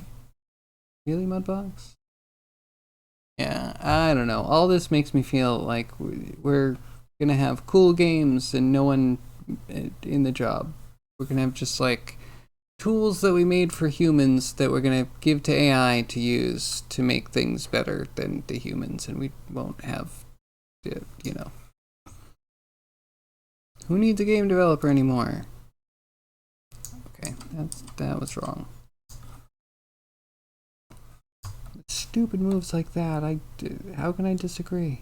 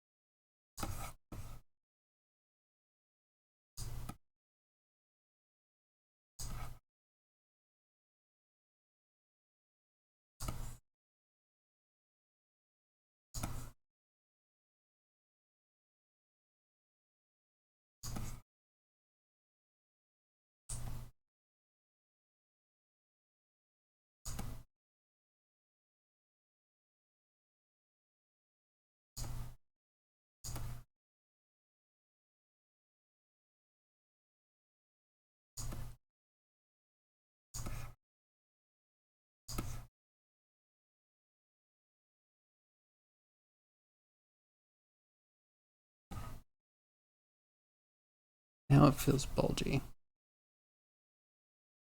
Might be the shape. Maybe.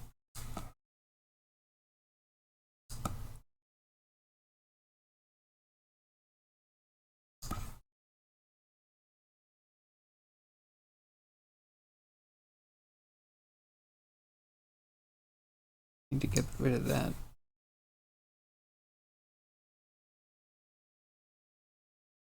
Mouse seems off on the metahumans. I mean, everything seemed a little off from the metahumans, but they're getting close. Once they add in some AI to that, I'm sure we're all doomed. No more artistry, perfectly trained AI models.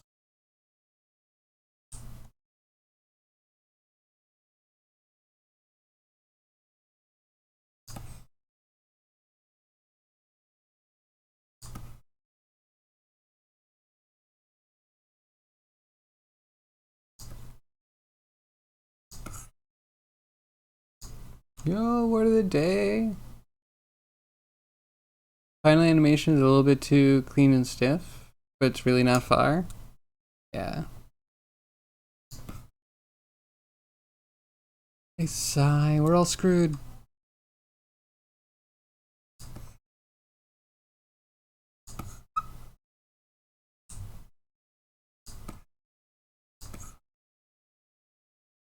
It's too bad. Making video games used to be fun. Before it was inaccessible. Well, too accessible.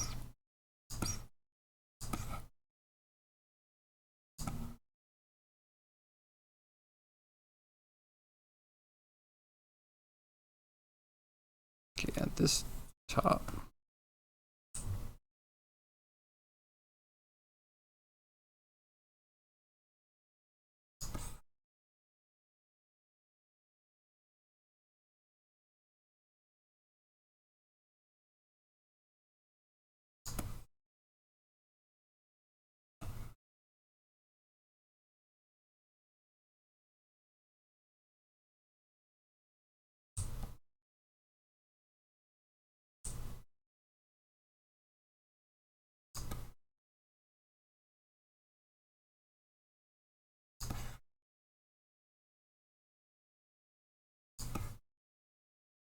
No, I forgot to put mirroring back on. Yep.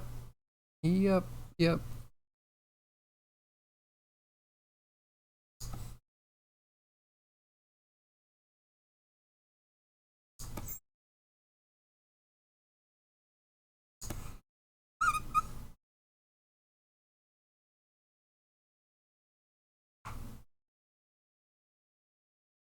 The price of video games go down if AI speeds the work up for devs. Like, I don't know that it's necessarily coupled anymore because capitalism and rich people trying to get richer. Like, does it matter how much? They're just gonna charge more.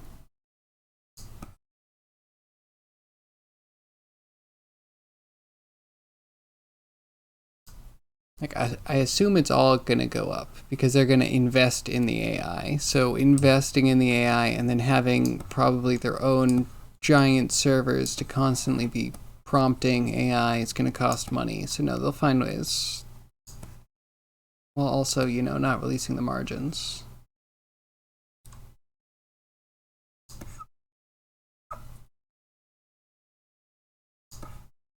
I mean, it would be cool if we just had a world that was kind of like accepting of everyone's equality in being able to live. But no, they want to make AI that take the skilled jobs away from skilled people. And then what do we have? We've got nothing.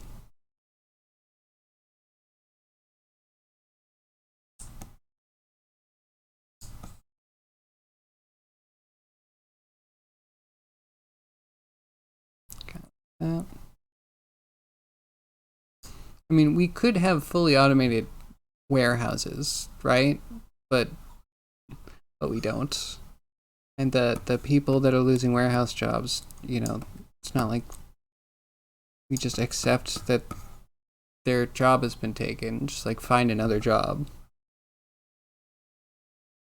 Like doing what? You replace the people bagging groceries. Anyway, off of this. Bet they could train a network to fix it. Oh yeah, they absolutely could. I mean, that's the train we're on, and I would be fine with that if, you know, we just accepted that human existence can be automated. Like all the sustaining qualities of our existence can be automated. We should be able to pursue art while having, you know, sure, AAA studios taken over mostly by AI. I don't care about that. But then we shouldn't be charging for the tools. I don't know. It all goes, I feel like it all goes to socialism. Like, we got stuck in capitalism for a while and it made sense for a while, but now here we are, and like, society was put together so all humans, you know, had a better chance at surviving. We should just like make sure that all humans can survive. Back to society being for society. There we go. Danger 2024. When's the next election?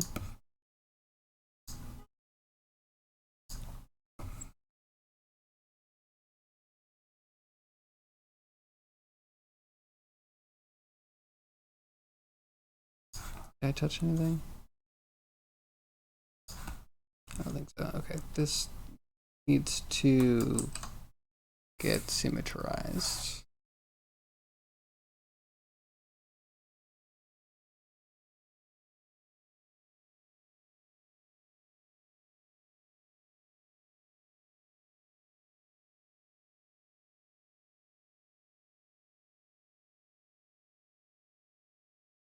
Do this so I don't mess that one up.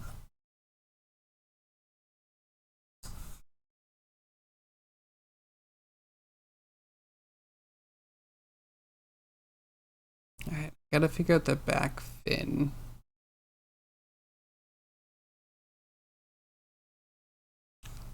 I'm almost wondering, could there be webbing that we're not seeing? Could we just invent a webbing between them?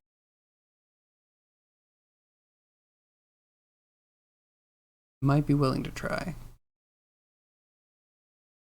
Maybe. Yeah, the side view sucks. I have to do it.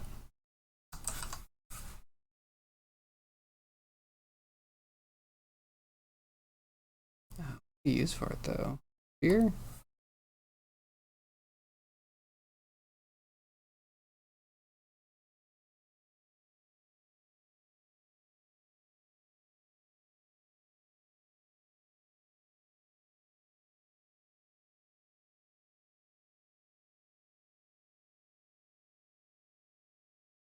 Wonder when Unity's gonna close the gap actually. Because I feel like Unity is a competitor. They do catch up, but they catch up kind of slow. They're still very viable, but there's nothing quite like Nanite. And it can't stay like that, right? Would have a hard time believing that Unity doesn't have something cooking, even if it's not going to be good, right? They have to try.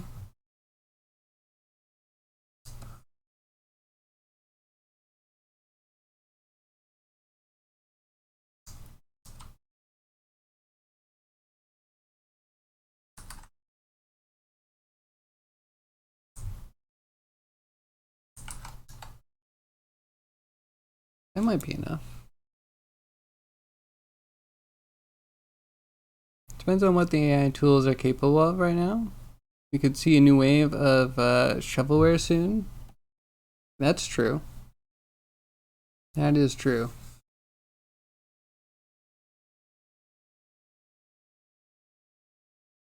But I just mean, yeah, Nanite. Nanite needs to be competed with. Why is this so tiny?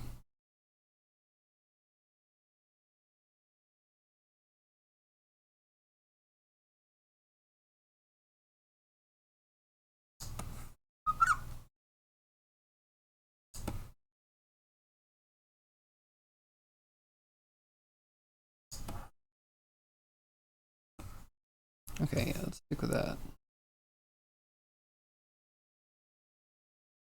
I'm gonna make a complete monster out of you yet.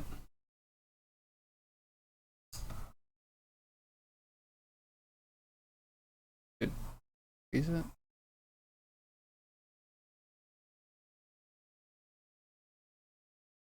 That work? And anything good selected?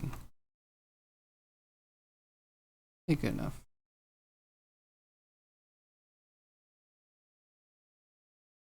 Maybe we dupe this. been precious with.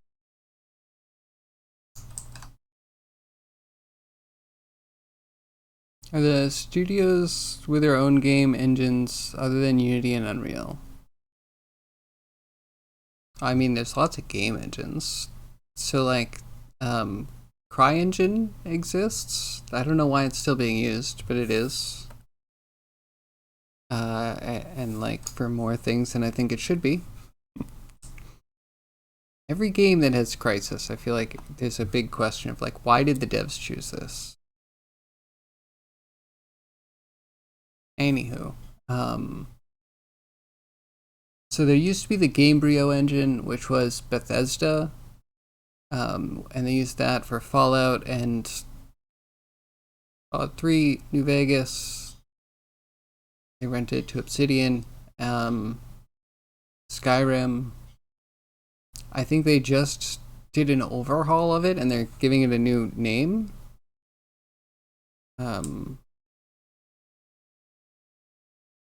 The wrong thing.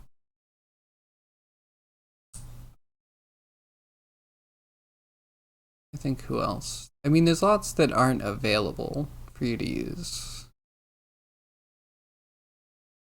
I think. Godot's open source, right? So that might not count by what you're asking.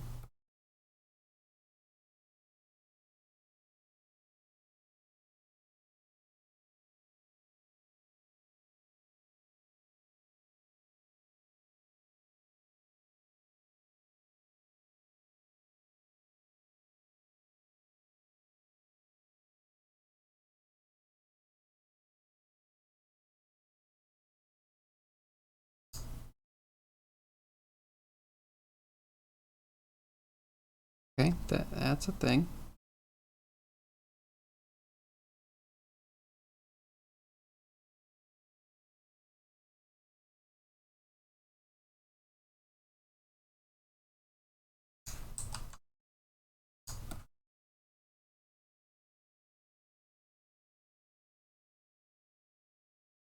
Okay, see, it needs to be less blocky. It really does jump out.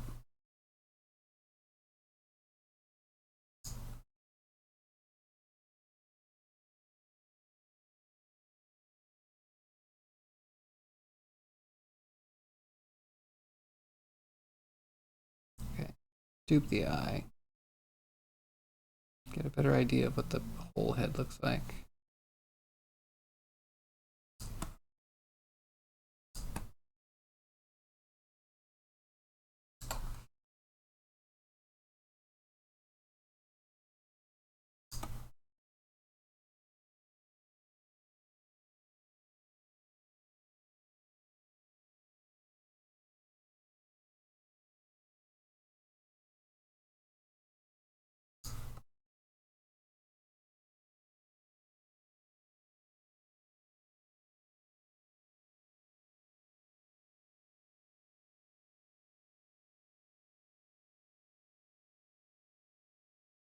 That's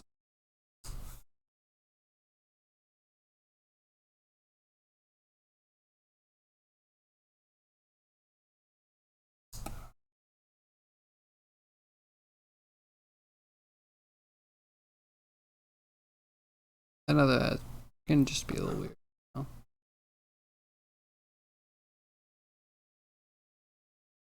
think I like it.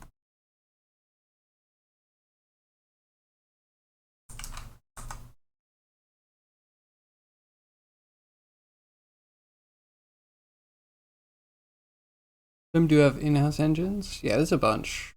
I mean, if you know enough engineers, then you've probably heard a handful of times, like, I want to make my own game engine. CryEngine still exists? Yes, but it's being used for, like, more modern things. So, like, MechWarrior Online was put out like a million years ago, but that was CryEngine, and we were like, why is this made in CryEngine? It could have been anything else, and it would feel more relevant and less held back. And then I saw something even more recent, like the past couple of years that came out. And again, why CryEngine? It was like Hunt Showdown or something. Like, why are all these multiplayer games using CryEngine that, from what I understand, the multiplayer with good hitboxes is not exactly what CryEngine is good at? Did CryEngine get bought by Amazon? They renamed it to Lumberyard. That's interesting if it's true. Oh,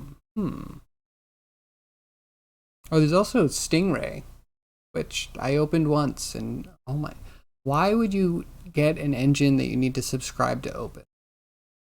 Just a question. Putting that out there. Why would anybody in their right mind? Stupid Stingray. Stupid Autodesk. You don't get Bethesda? They managed to make these big, ambitious titles and somehow also fill them with awful jank. Yeah, those games. It's hard to complain about them, but at the same time, complaints abound.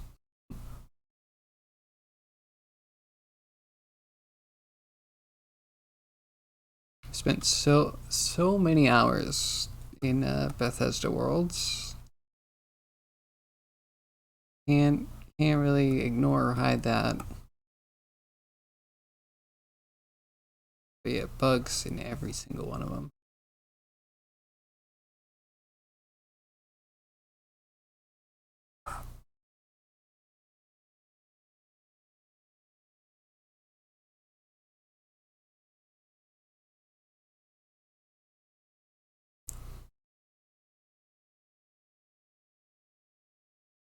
Okay, I feel like it needs to have enough teeth that from the top you can see at least a few. Oh, and we need to do these fins. These really suck. And we can do better, I think, maybe, hopefully.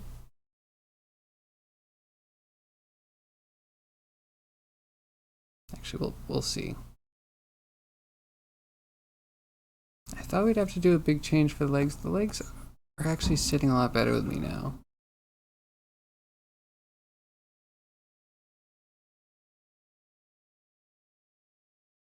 Still derp, but better.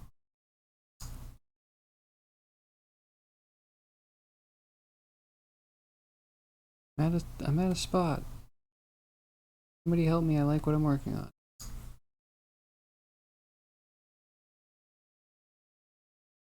Yeah, so how much jank do you think we're gonna find in Starfield? I feel like that's gonna be an exquisite amount of jankiness. Got this one.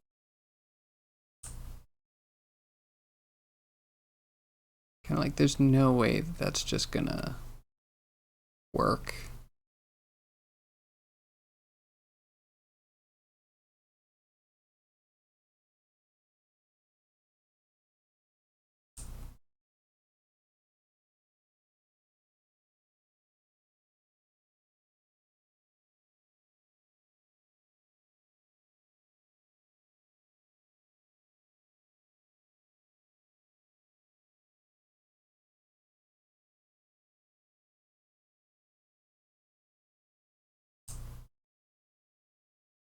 This it's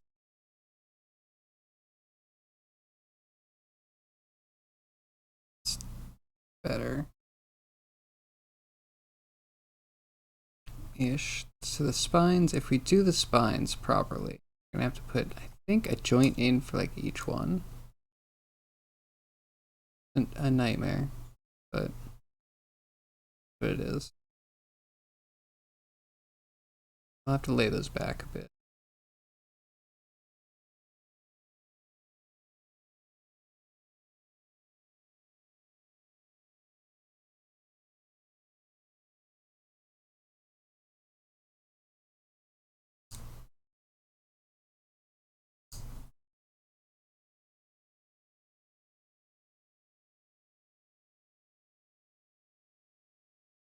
Okay, maybe we make it a little bit thicker.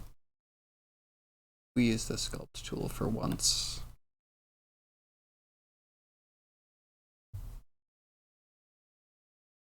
Never used Lumberyard. I think that's also one you need some level of subscription for.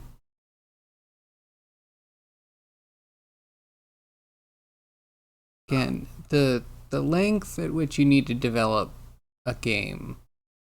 It's not like a sculpt, right? Like if I wanted to do this sculpt, I'm like, okay, I need to buy Mudbox or rent Mudbox or whatever for a period of time. Like a month should have me covered if I have the skills.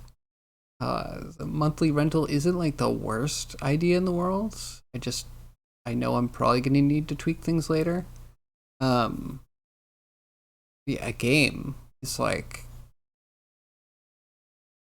it's just so much to have to charge to put your game together.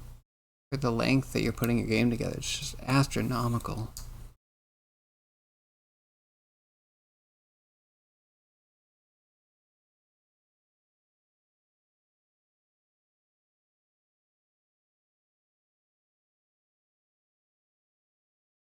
Okay, lock that. I think that one's good.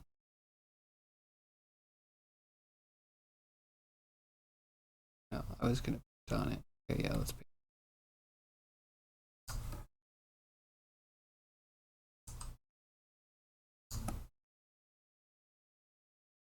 Well, we also don't have a ton of polygons here.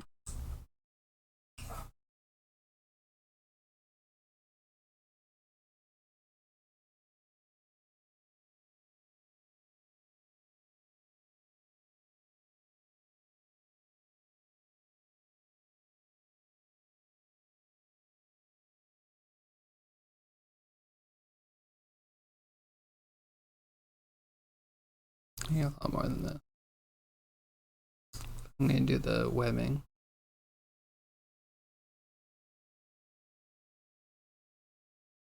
I wonder if we could do an ambient occlusion map. Use that as a height map. Make my life easier. Stick with that.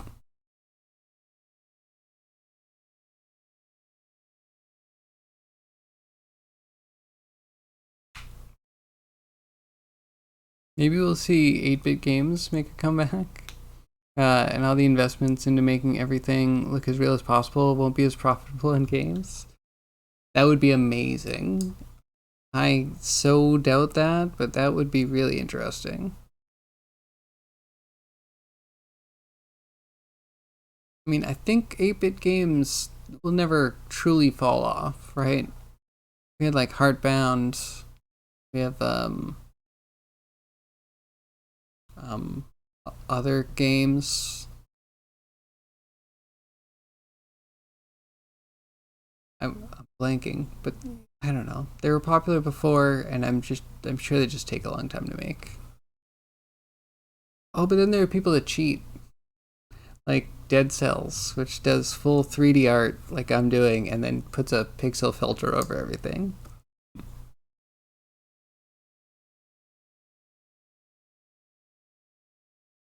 Okay, these little fins suck. Uh,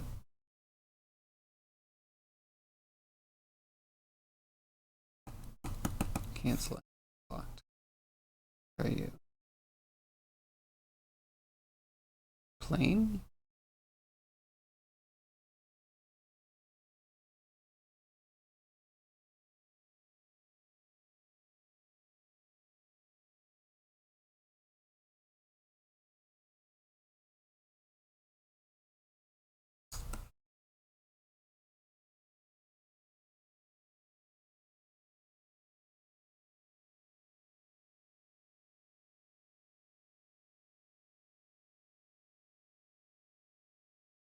Let's sculpt this to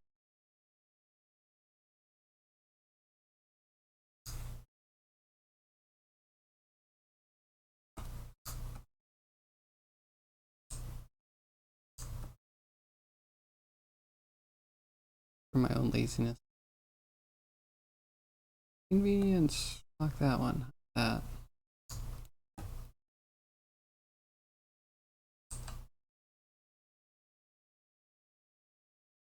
Maybe we've already had an 8-bit retro look wave. That's true. It's gonna keep coming back though, right? Then came the stylized matte clay indie titles. I love when those come back around, but I never feel like they are really back, you know? Like Pixel really shows up for a while.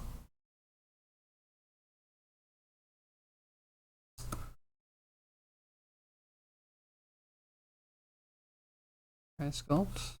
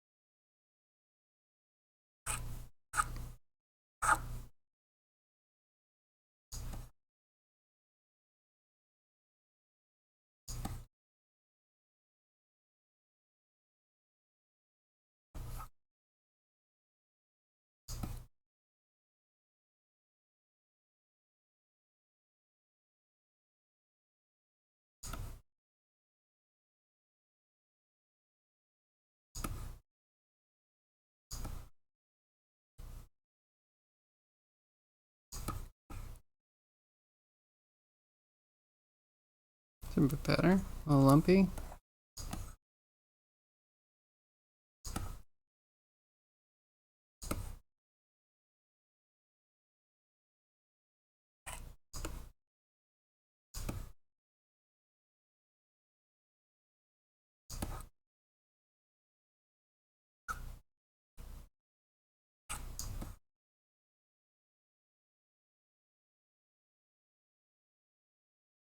Sure, they're both here to stay? Yeah, that's fair.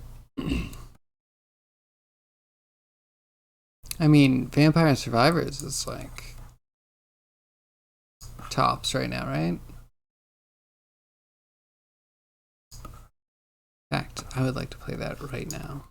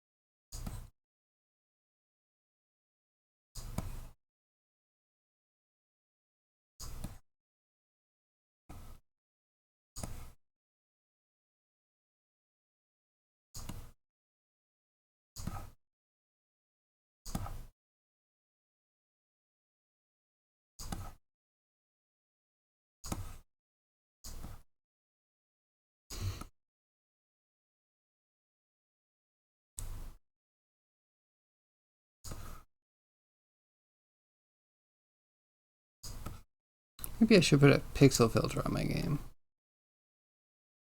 Everyone wants a pixelated mech sim, right? It's not quite a boomer shooter, but maybe I could get included in the boomer shooter thing. It's a buzzword. It's a thing that's happening now.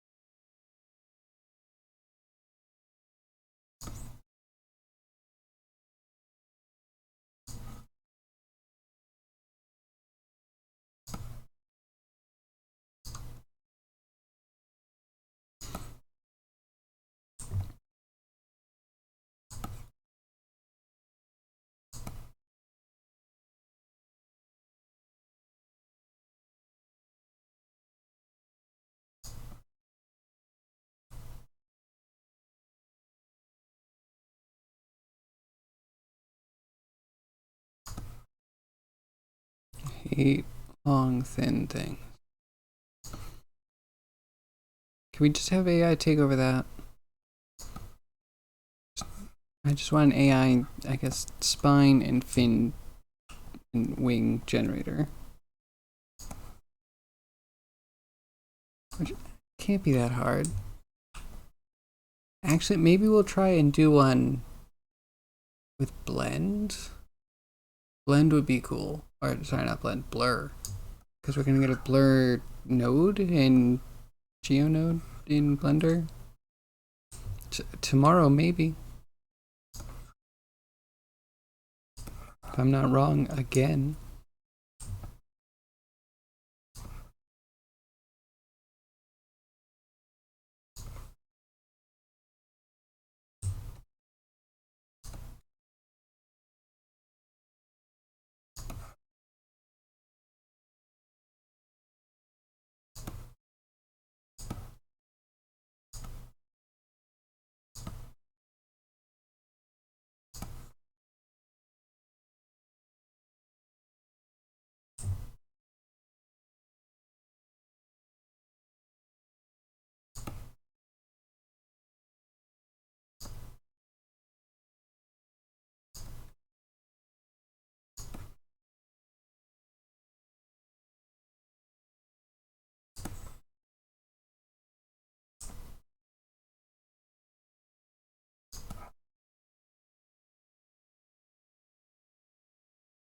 Cannot mention voxel graphics and Cloudpunk. Ooh, I haven't seen voxel stuff in a really long time.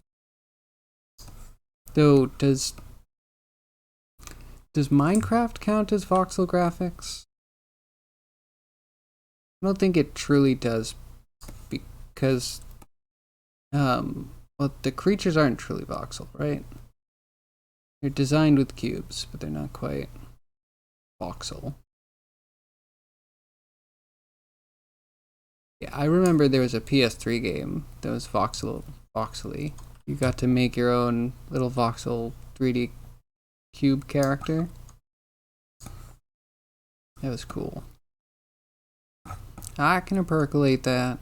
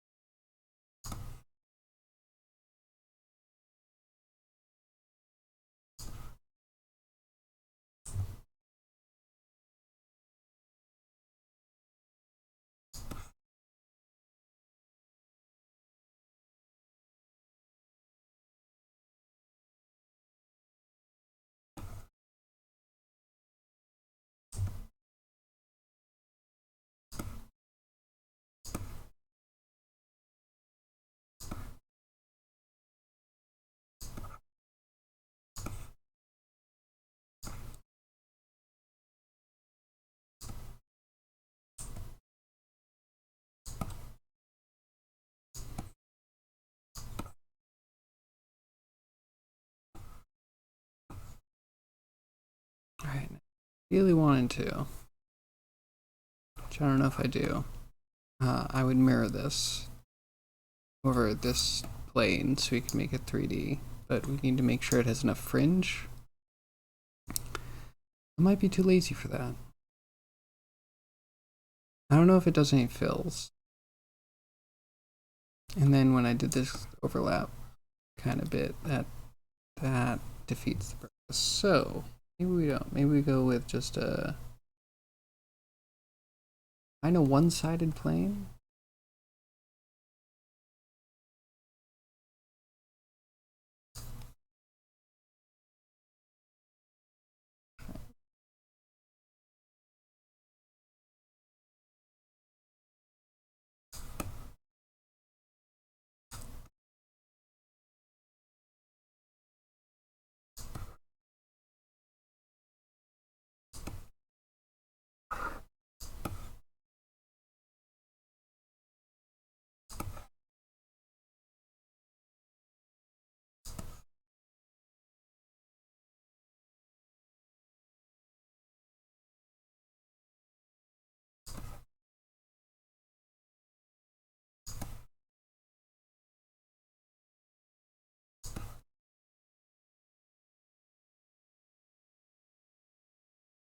Okay, that looks pretty decent.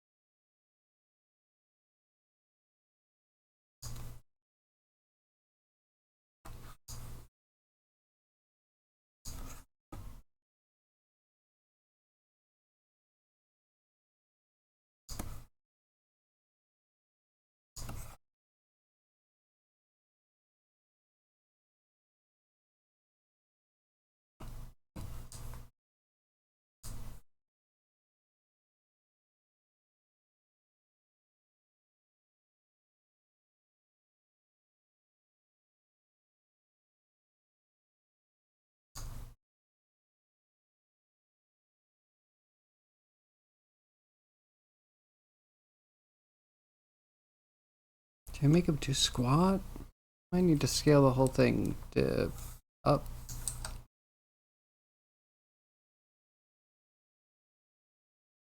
Gotta go see you guys later. Later, Pixel. Have a good day. Thanks for dropping by. Have a good week if I don't see you later.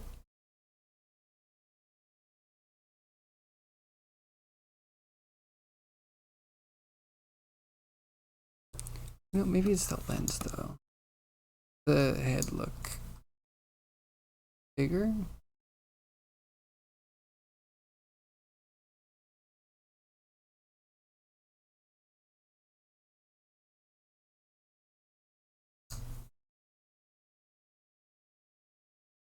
Hmm.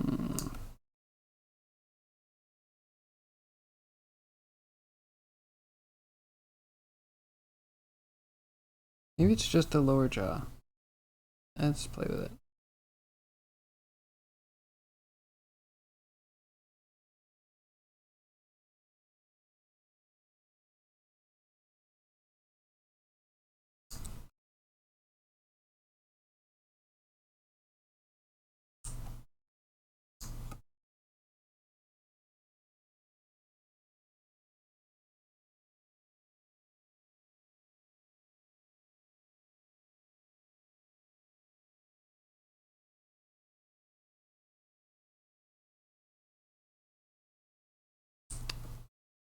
Like this to go.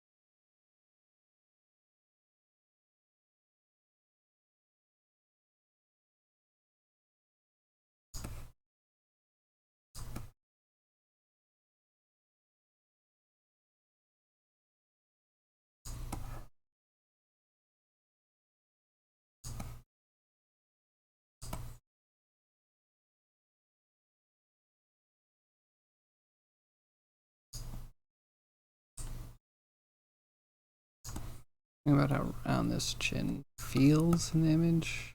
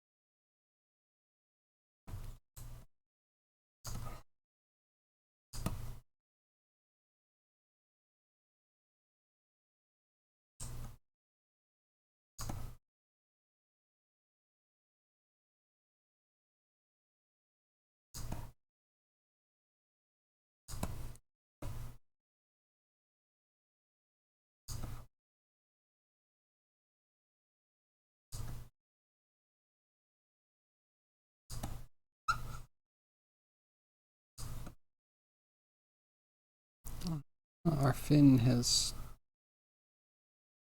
over some mouth space.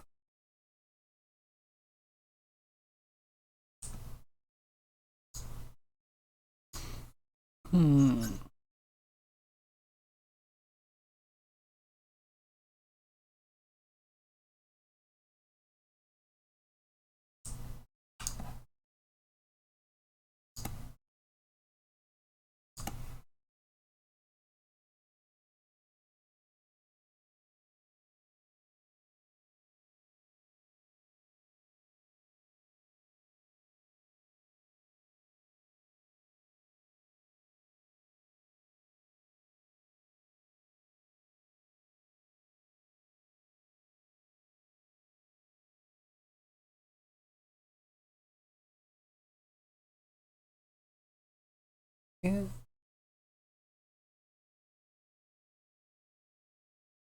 little bit too round. A little bit flat.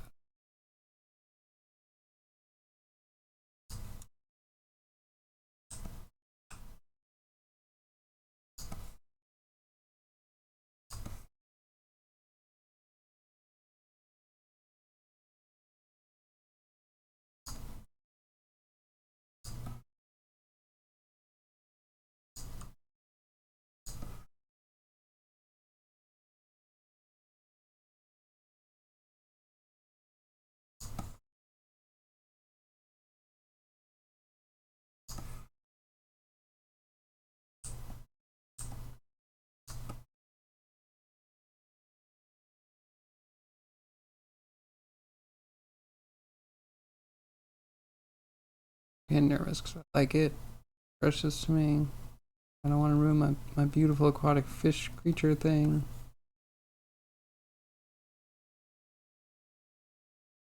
Does it need a head separate?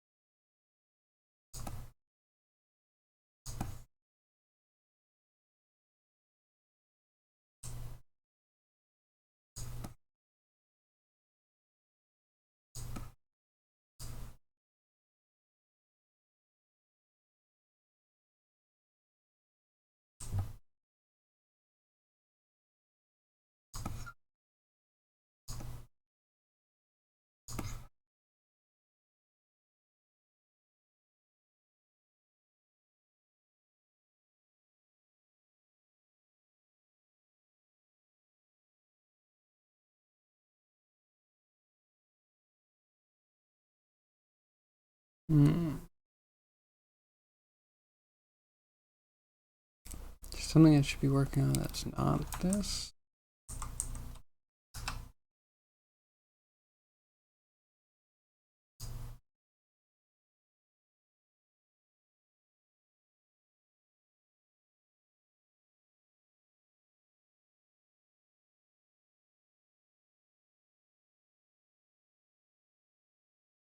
Could be okay. I don't want to get the suckers in sculpt. I want to do all of those.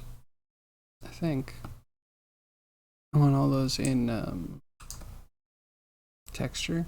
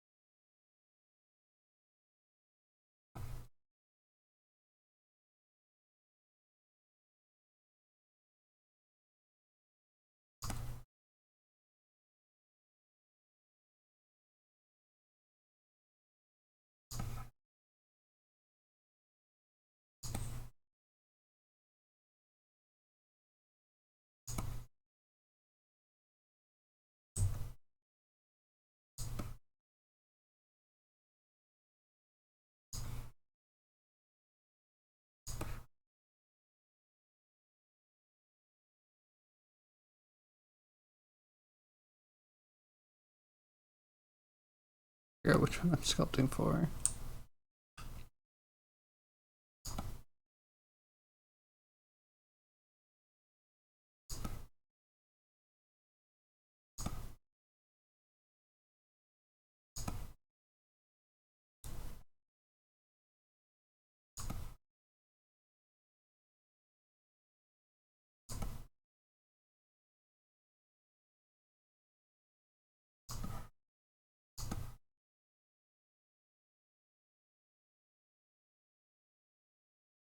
I'm gonna scale some of the sizes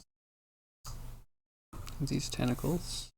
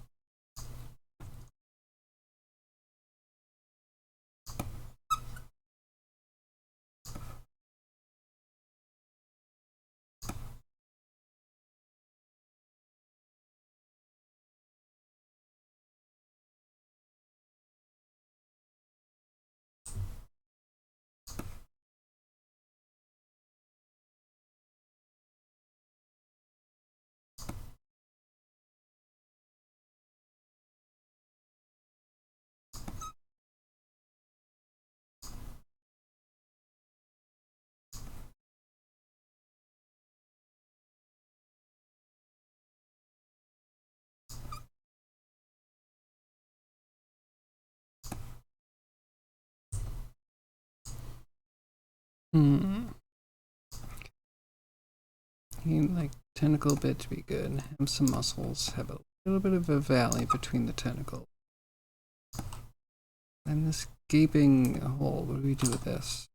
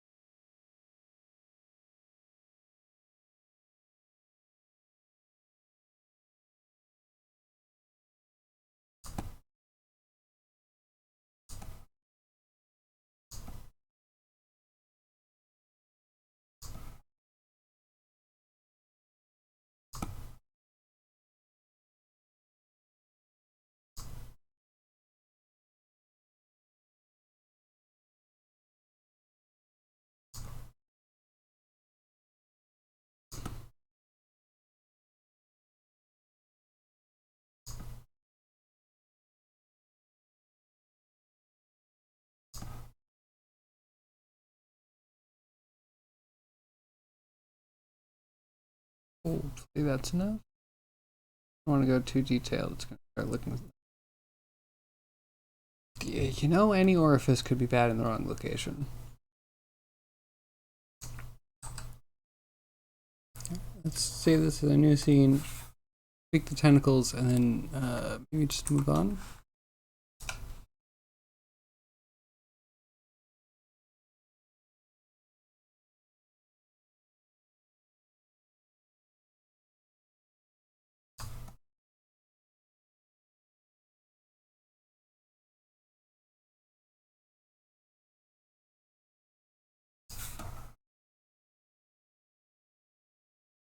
They all get smaller.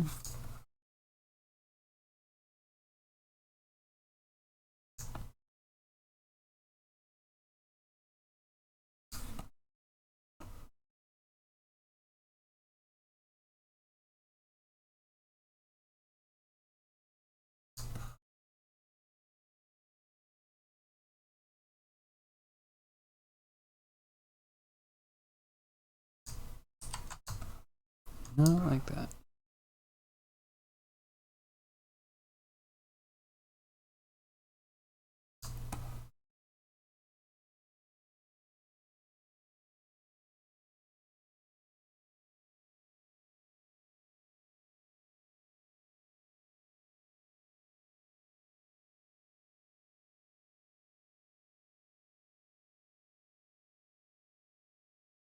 And does that not look as... We do need the separate.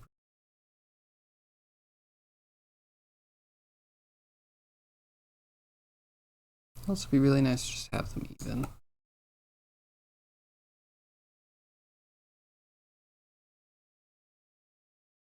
Did it go around that one? Of course. Why would it be centered on object?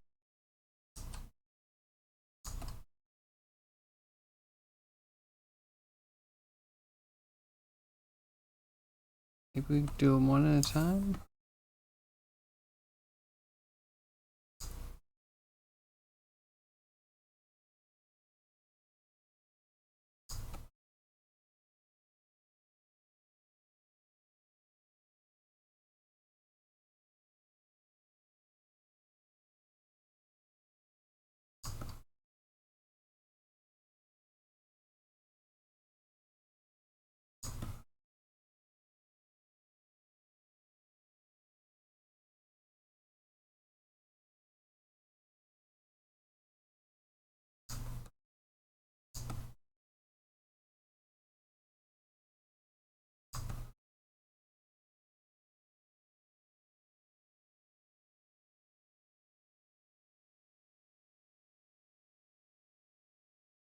I think it's closer.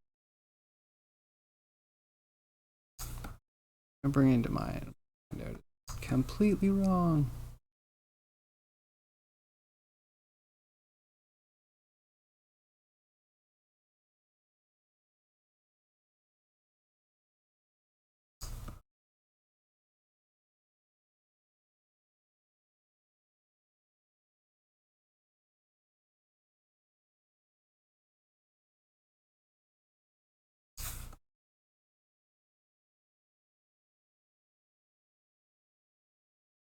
They don't need to be equal, do they?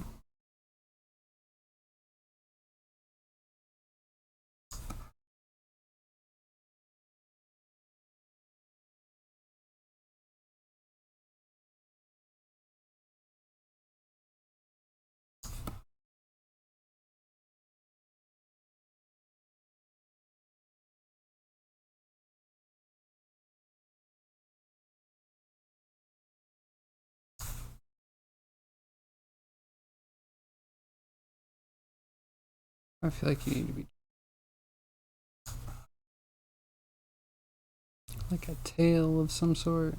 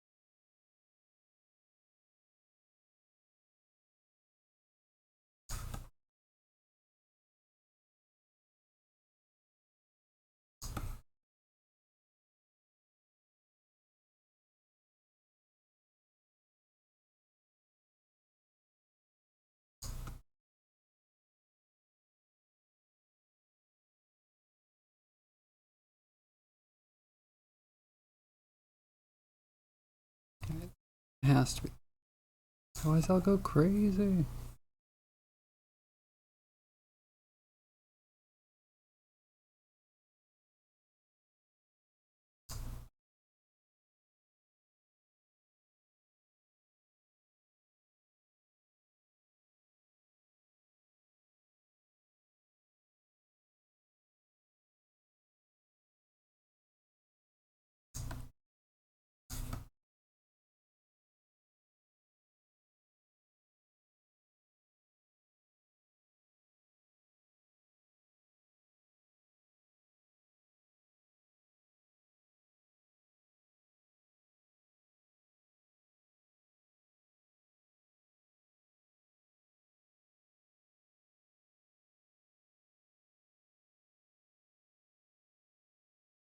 Maybe they could be a little bit closer.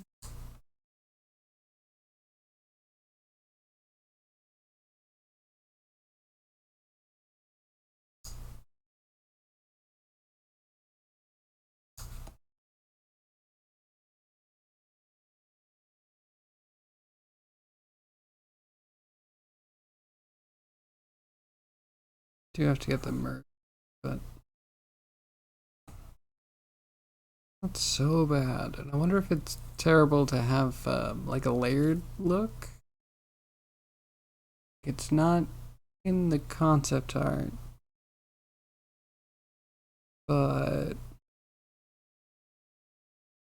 alright, we'll try one more time. See if we can snug it all up.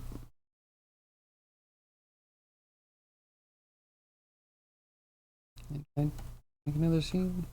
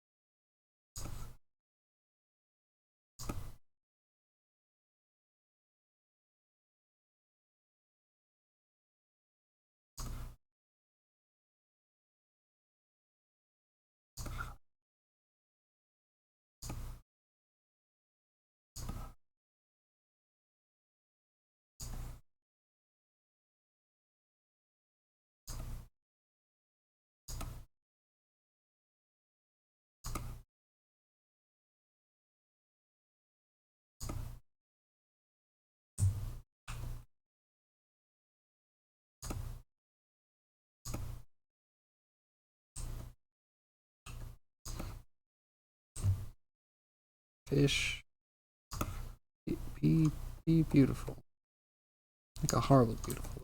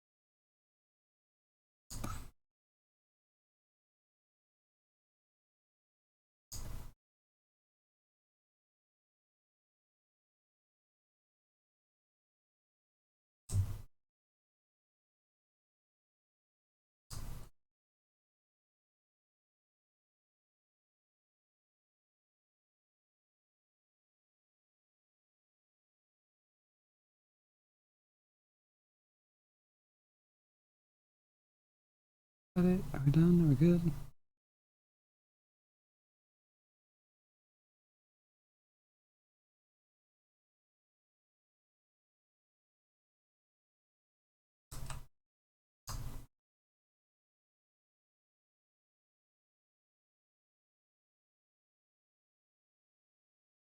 It looks pretty decent.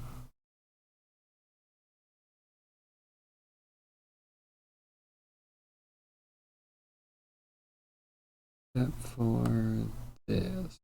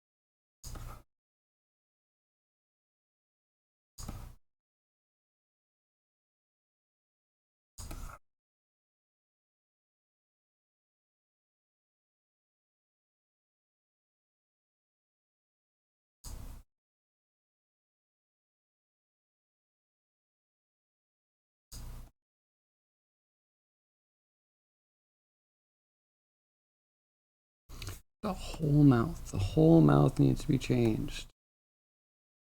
Crazy. Too happy.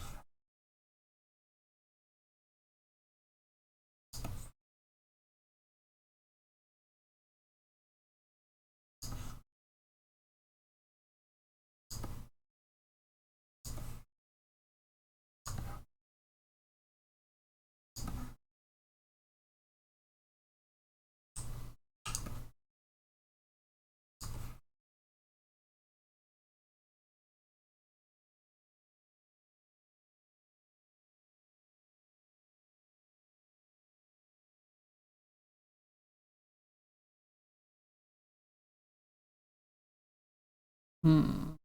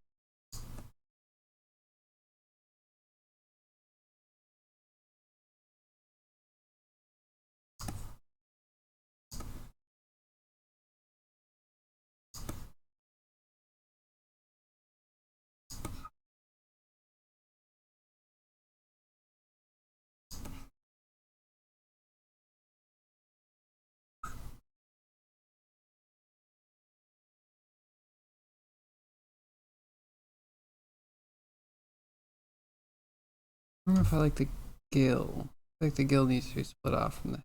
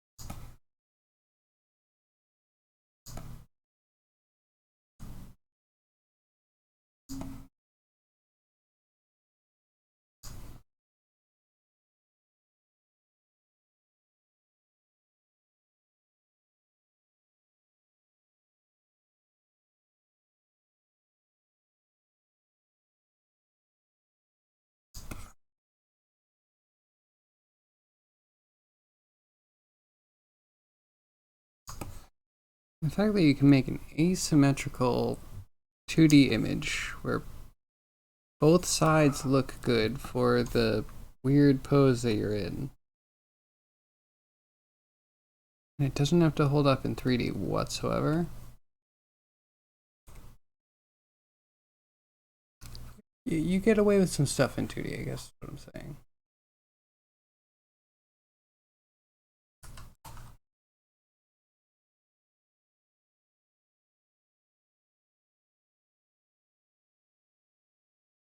Oh, wait a sec.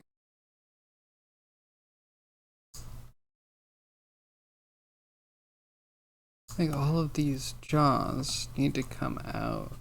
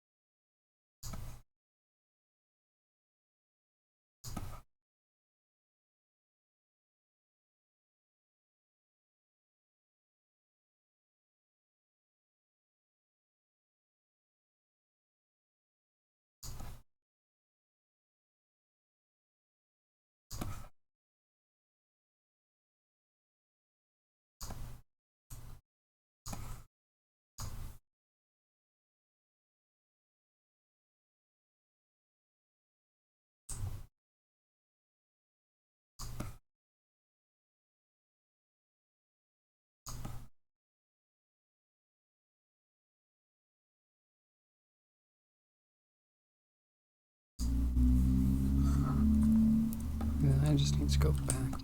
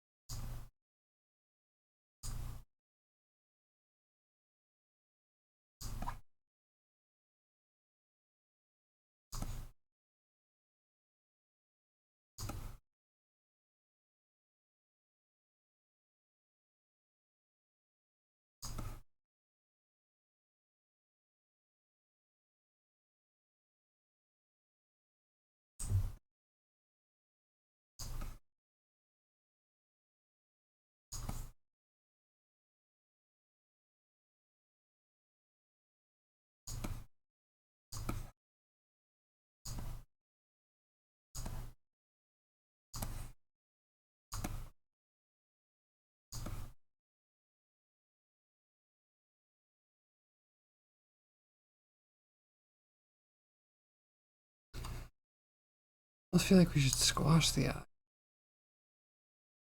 Like if it was more dinner plate like and less bulgy.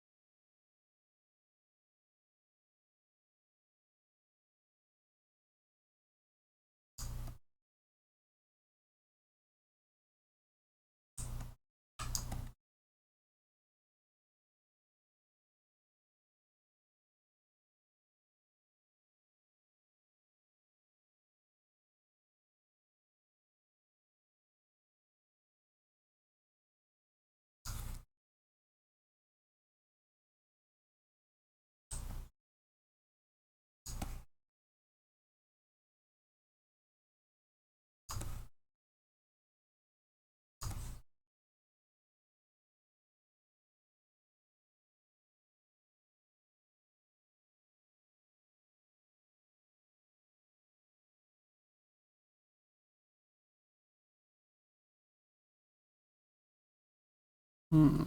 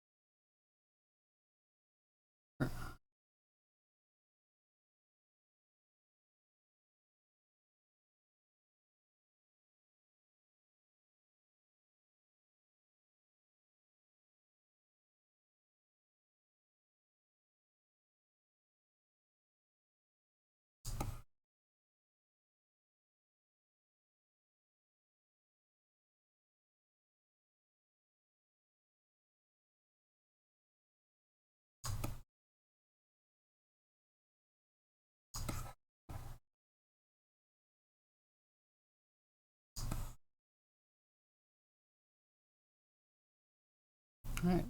One more on the squash and see if it does it.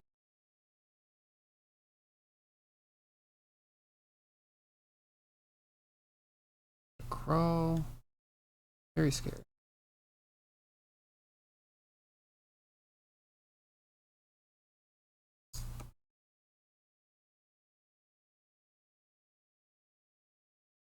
Hmm.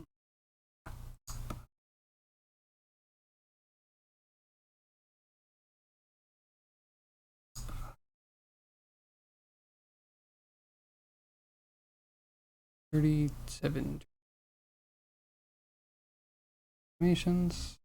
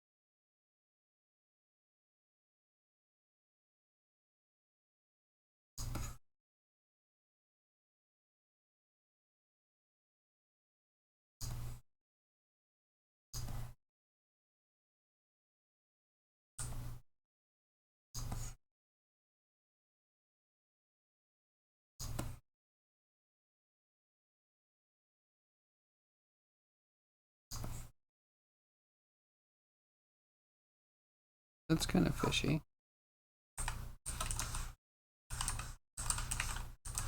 Fishy or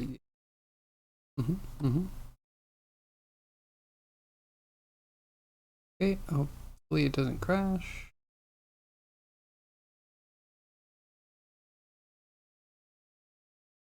And I renamed it, but I didn't want to. Love that.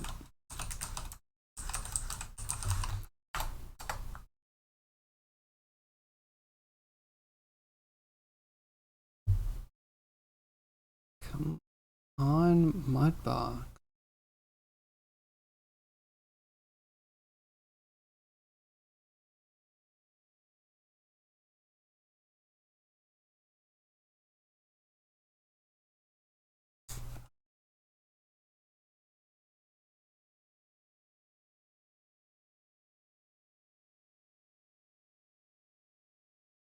Where's that guy go?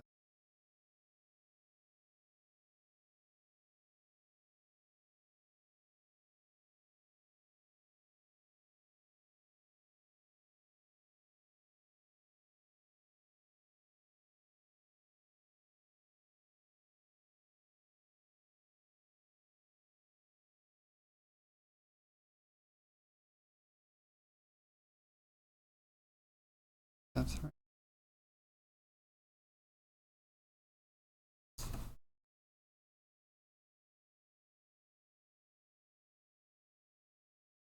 Another scene. This one's getting way too precious.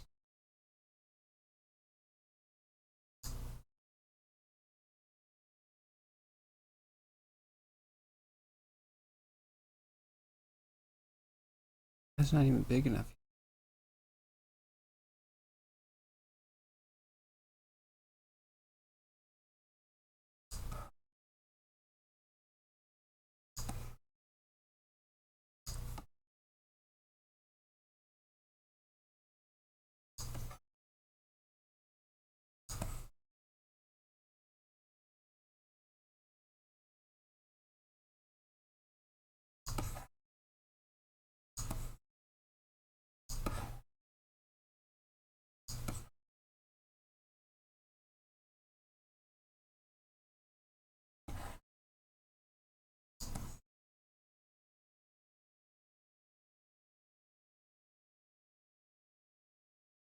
It's closer.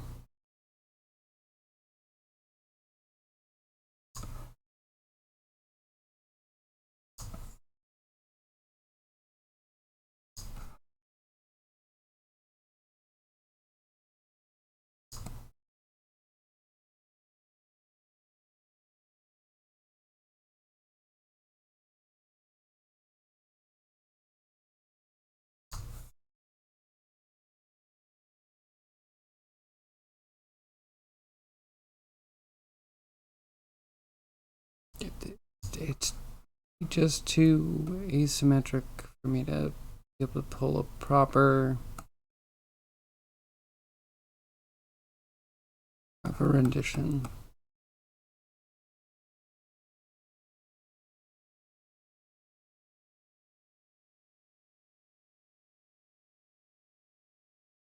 Right, a little bit more. A little more touch up, and then we'll be done. Like a tiny bit.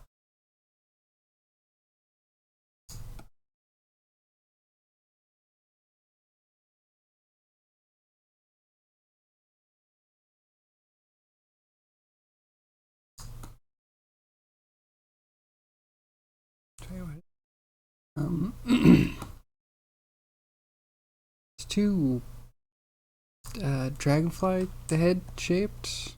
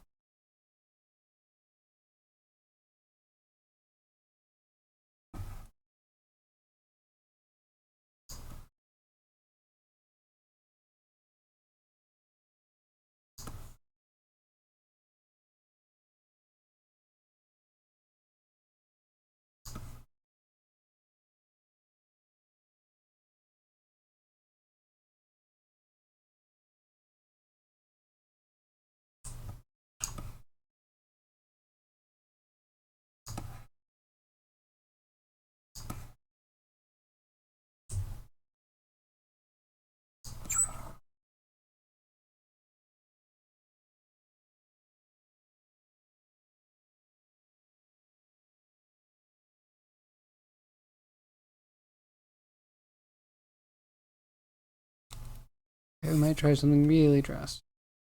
Making the head more shallow. Oh, big. I have to purge soon.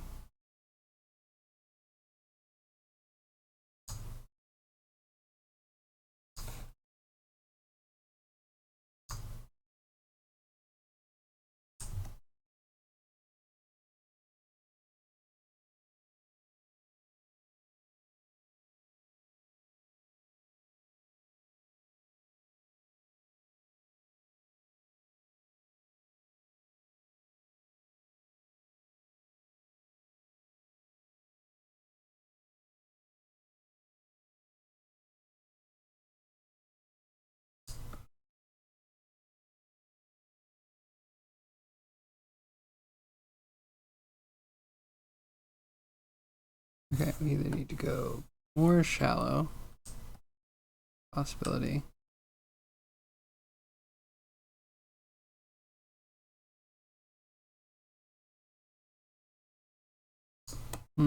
Or just make it less round.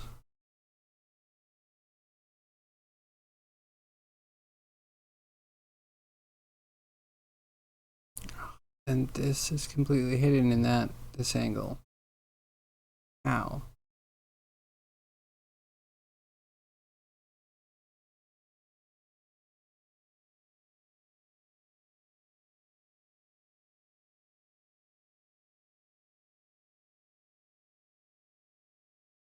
Huh?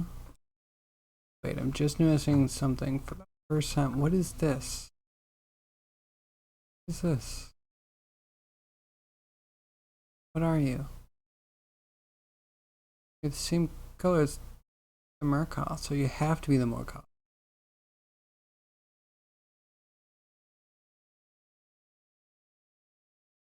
Must be like a gill? Is this a gill?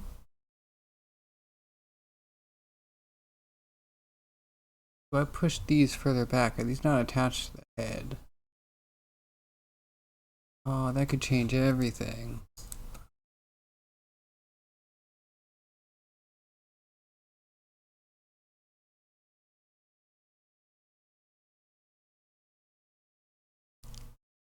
Feels closer in proportion.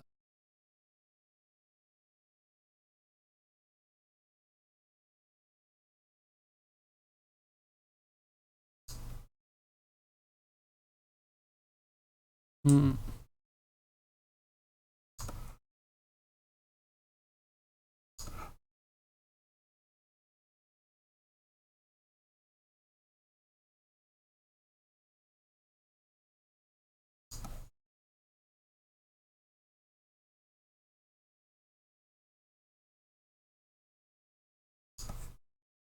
Oh, I'm doing silhouette. Okay. Totally scuffed. Totally getting to a good place to end the stream, I think. He looks very happy. We have to move this back.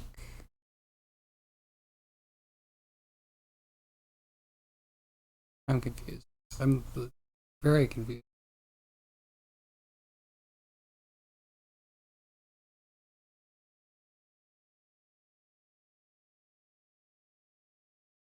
I don't like it.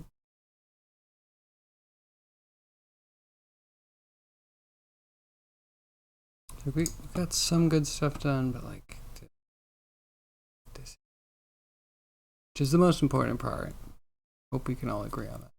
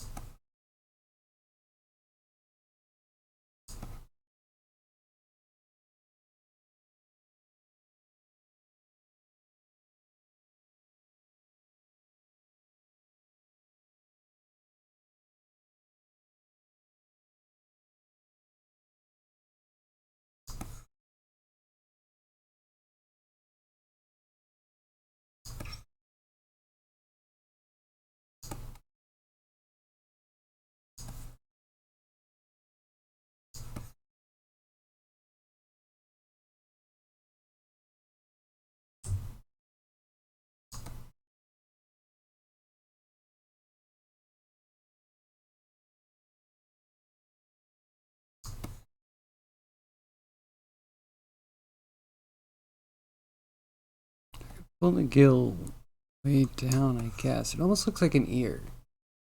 Why would there be an ear on this thing? Do this. Unbox can explode. I am done. I'm out of here.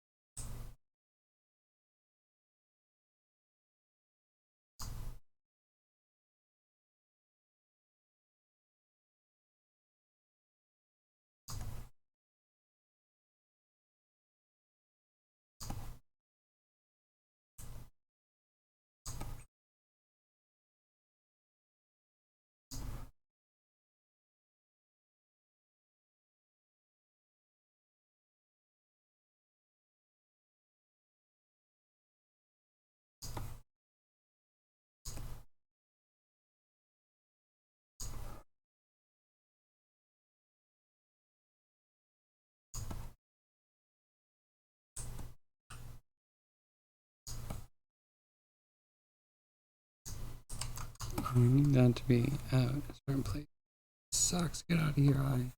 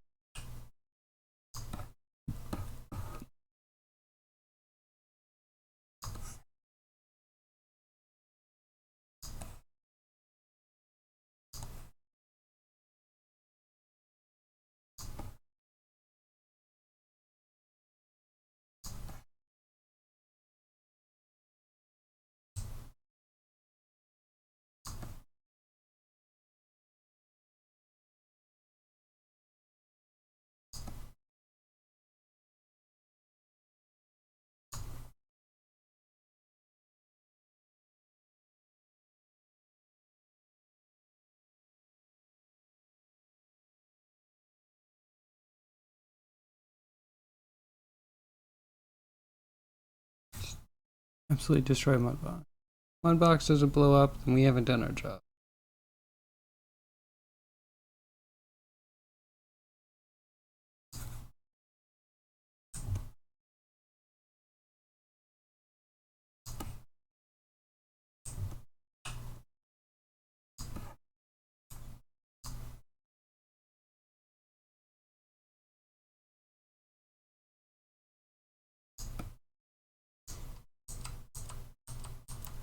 We leave this in, but it goes way up.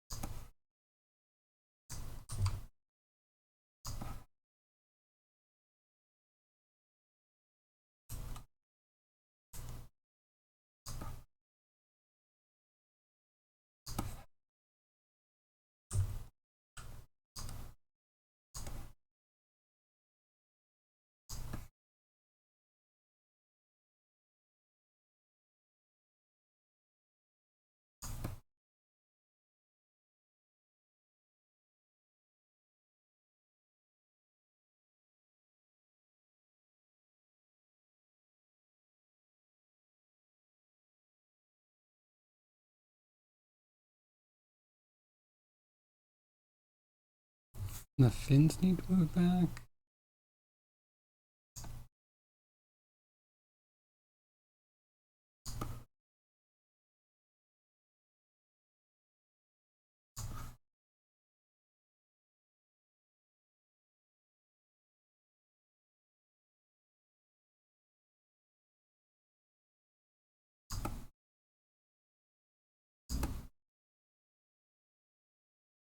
It would be kind of like that, I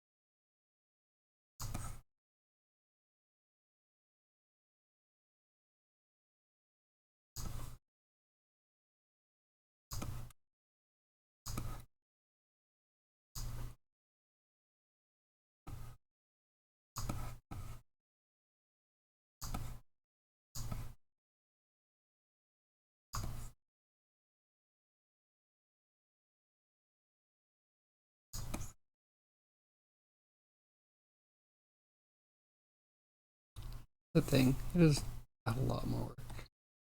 A lot more work. I might wrap up for today though. Let's see if we can get an eye to not look like crap. Then call it a day.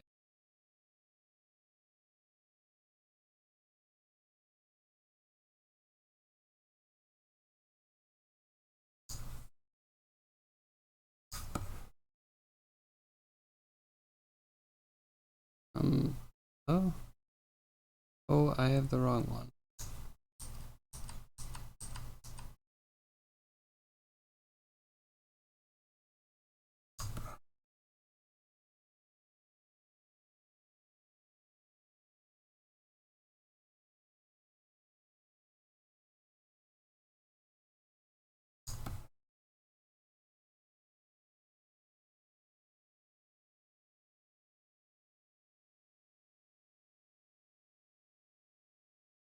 Just a little adjustment.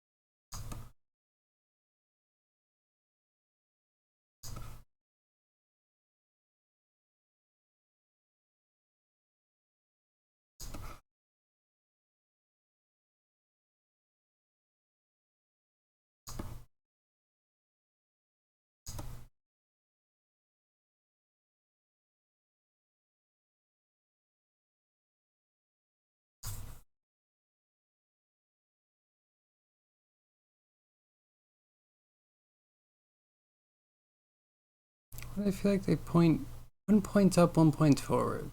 Maybe they just move a lot.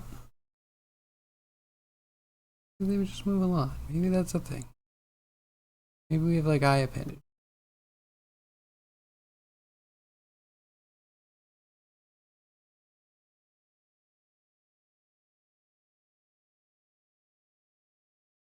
And I hate working from 2D concept art. Guess that's why I do what I do. Instead of finding concept art and making it into art, because man, is it scuffed. Just because I'm bad at it.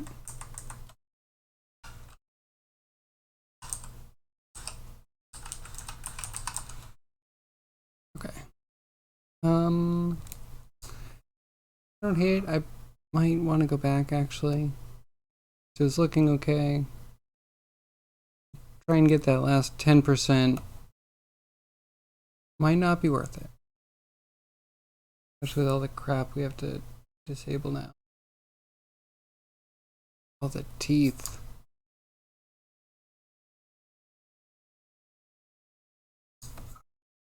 Goodness, something like this from like box kind of sucks to work with. I can't select the teeth. I have to actually find them in this outliner that works some of the time, not all of the time. And yeah, the fins can't just. Anyway, I digress. Thank you very much for joining me. Figure out who we're gonna go raid today. Oh, Grimey's on. But then so is in Revier.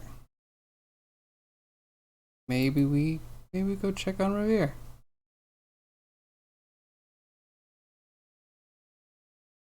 Let me see what he's up to. It'd be great if he was sculpting, but I doubt it. Why would he sculpt? Why would he sculpt right now? He said that the tablet's gaining dust. Anyway, thank you everyone for joining me. I really appreciate you all. All my lurkers, my chatters, my VOD watchers. Greatly appreciated. Be back tomorrow between 2 p.m. and 6 p.m. Eastern Standard Time. Yeah, we'll raid Revier.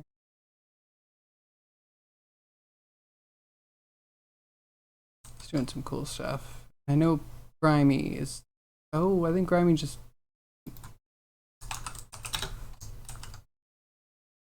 Alright, thank you everybody. I appreciate you very much. I hope to see you again tomorrow between 2 p.m. and 6 p.m. Eastern Standard Time. We're tomorrow, fingers crossed, we'll be working on Blender on some node stuff, which will be very cool. And actually, maybe not too much nodes because we'll bring our nodes into a place where we can actually texture. Anywho, we'll find out. Bye-bye. I'll see you later. See you tomorrow. Have a great day. Goodbye. Join the Discord if you want. Link below.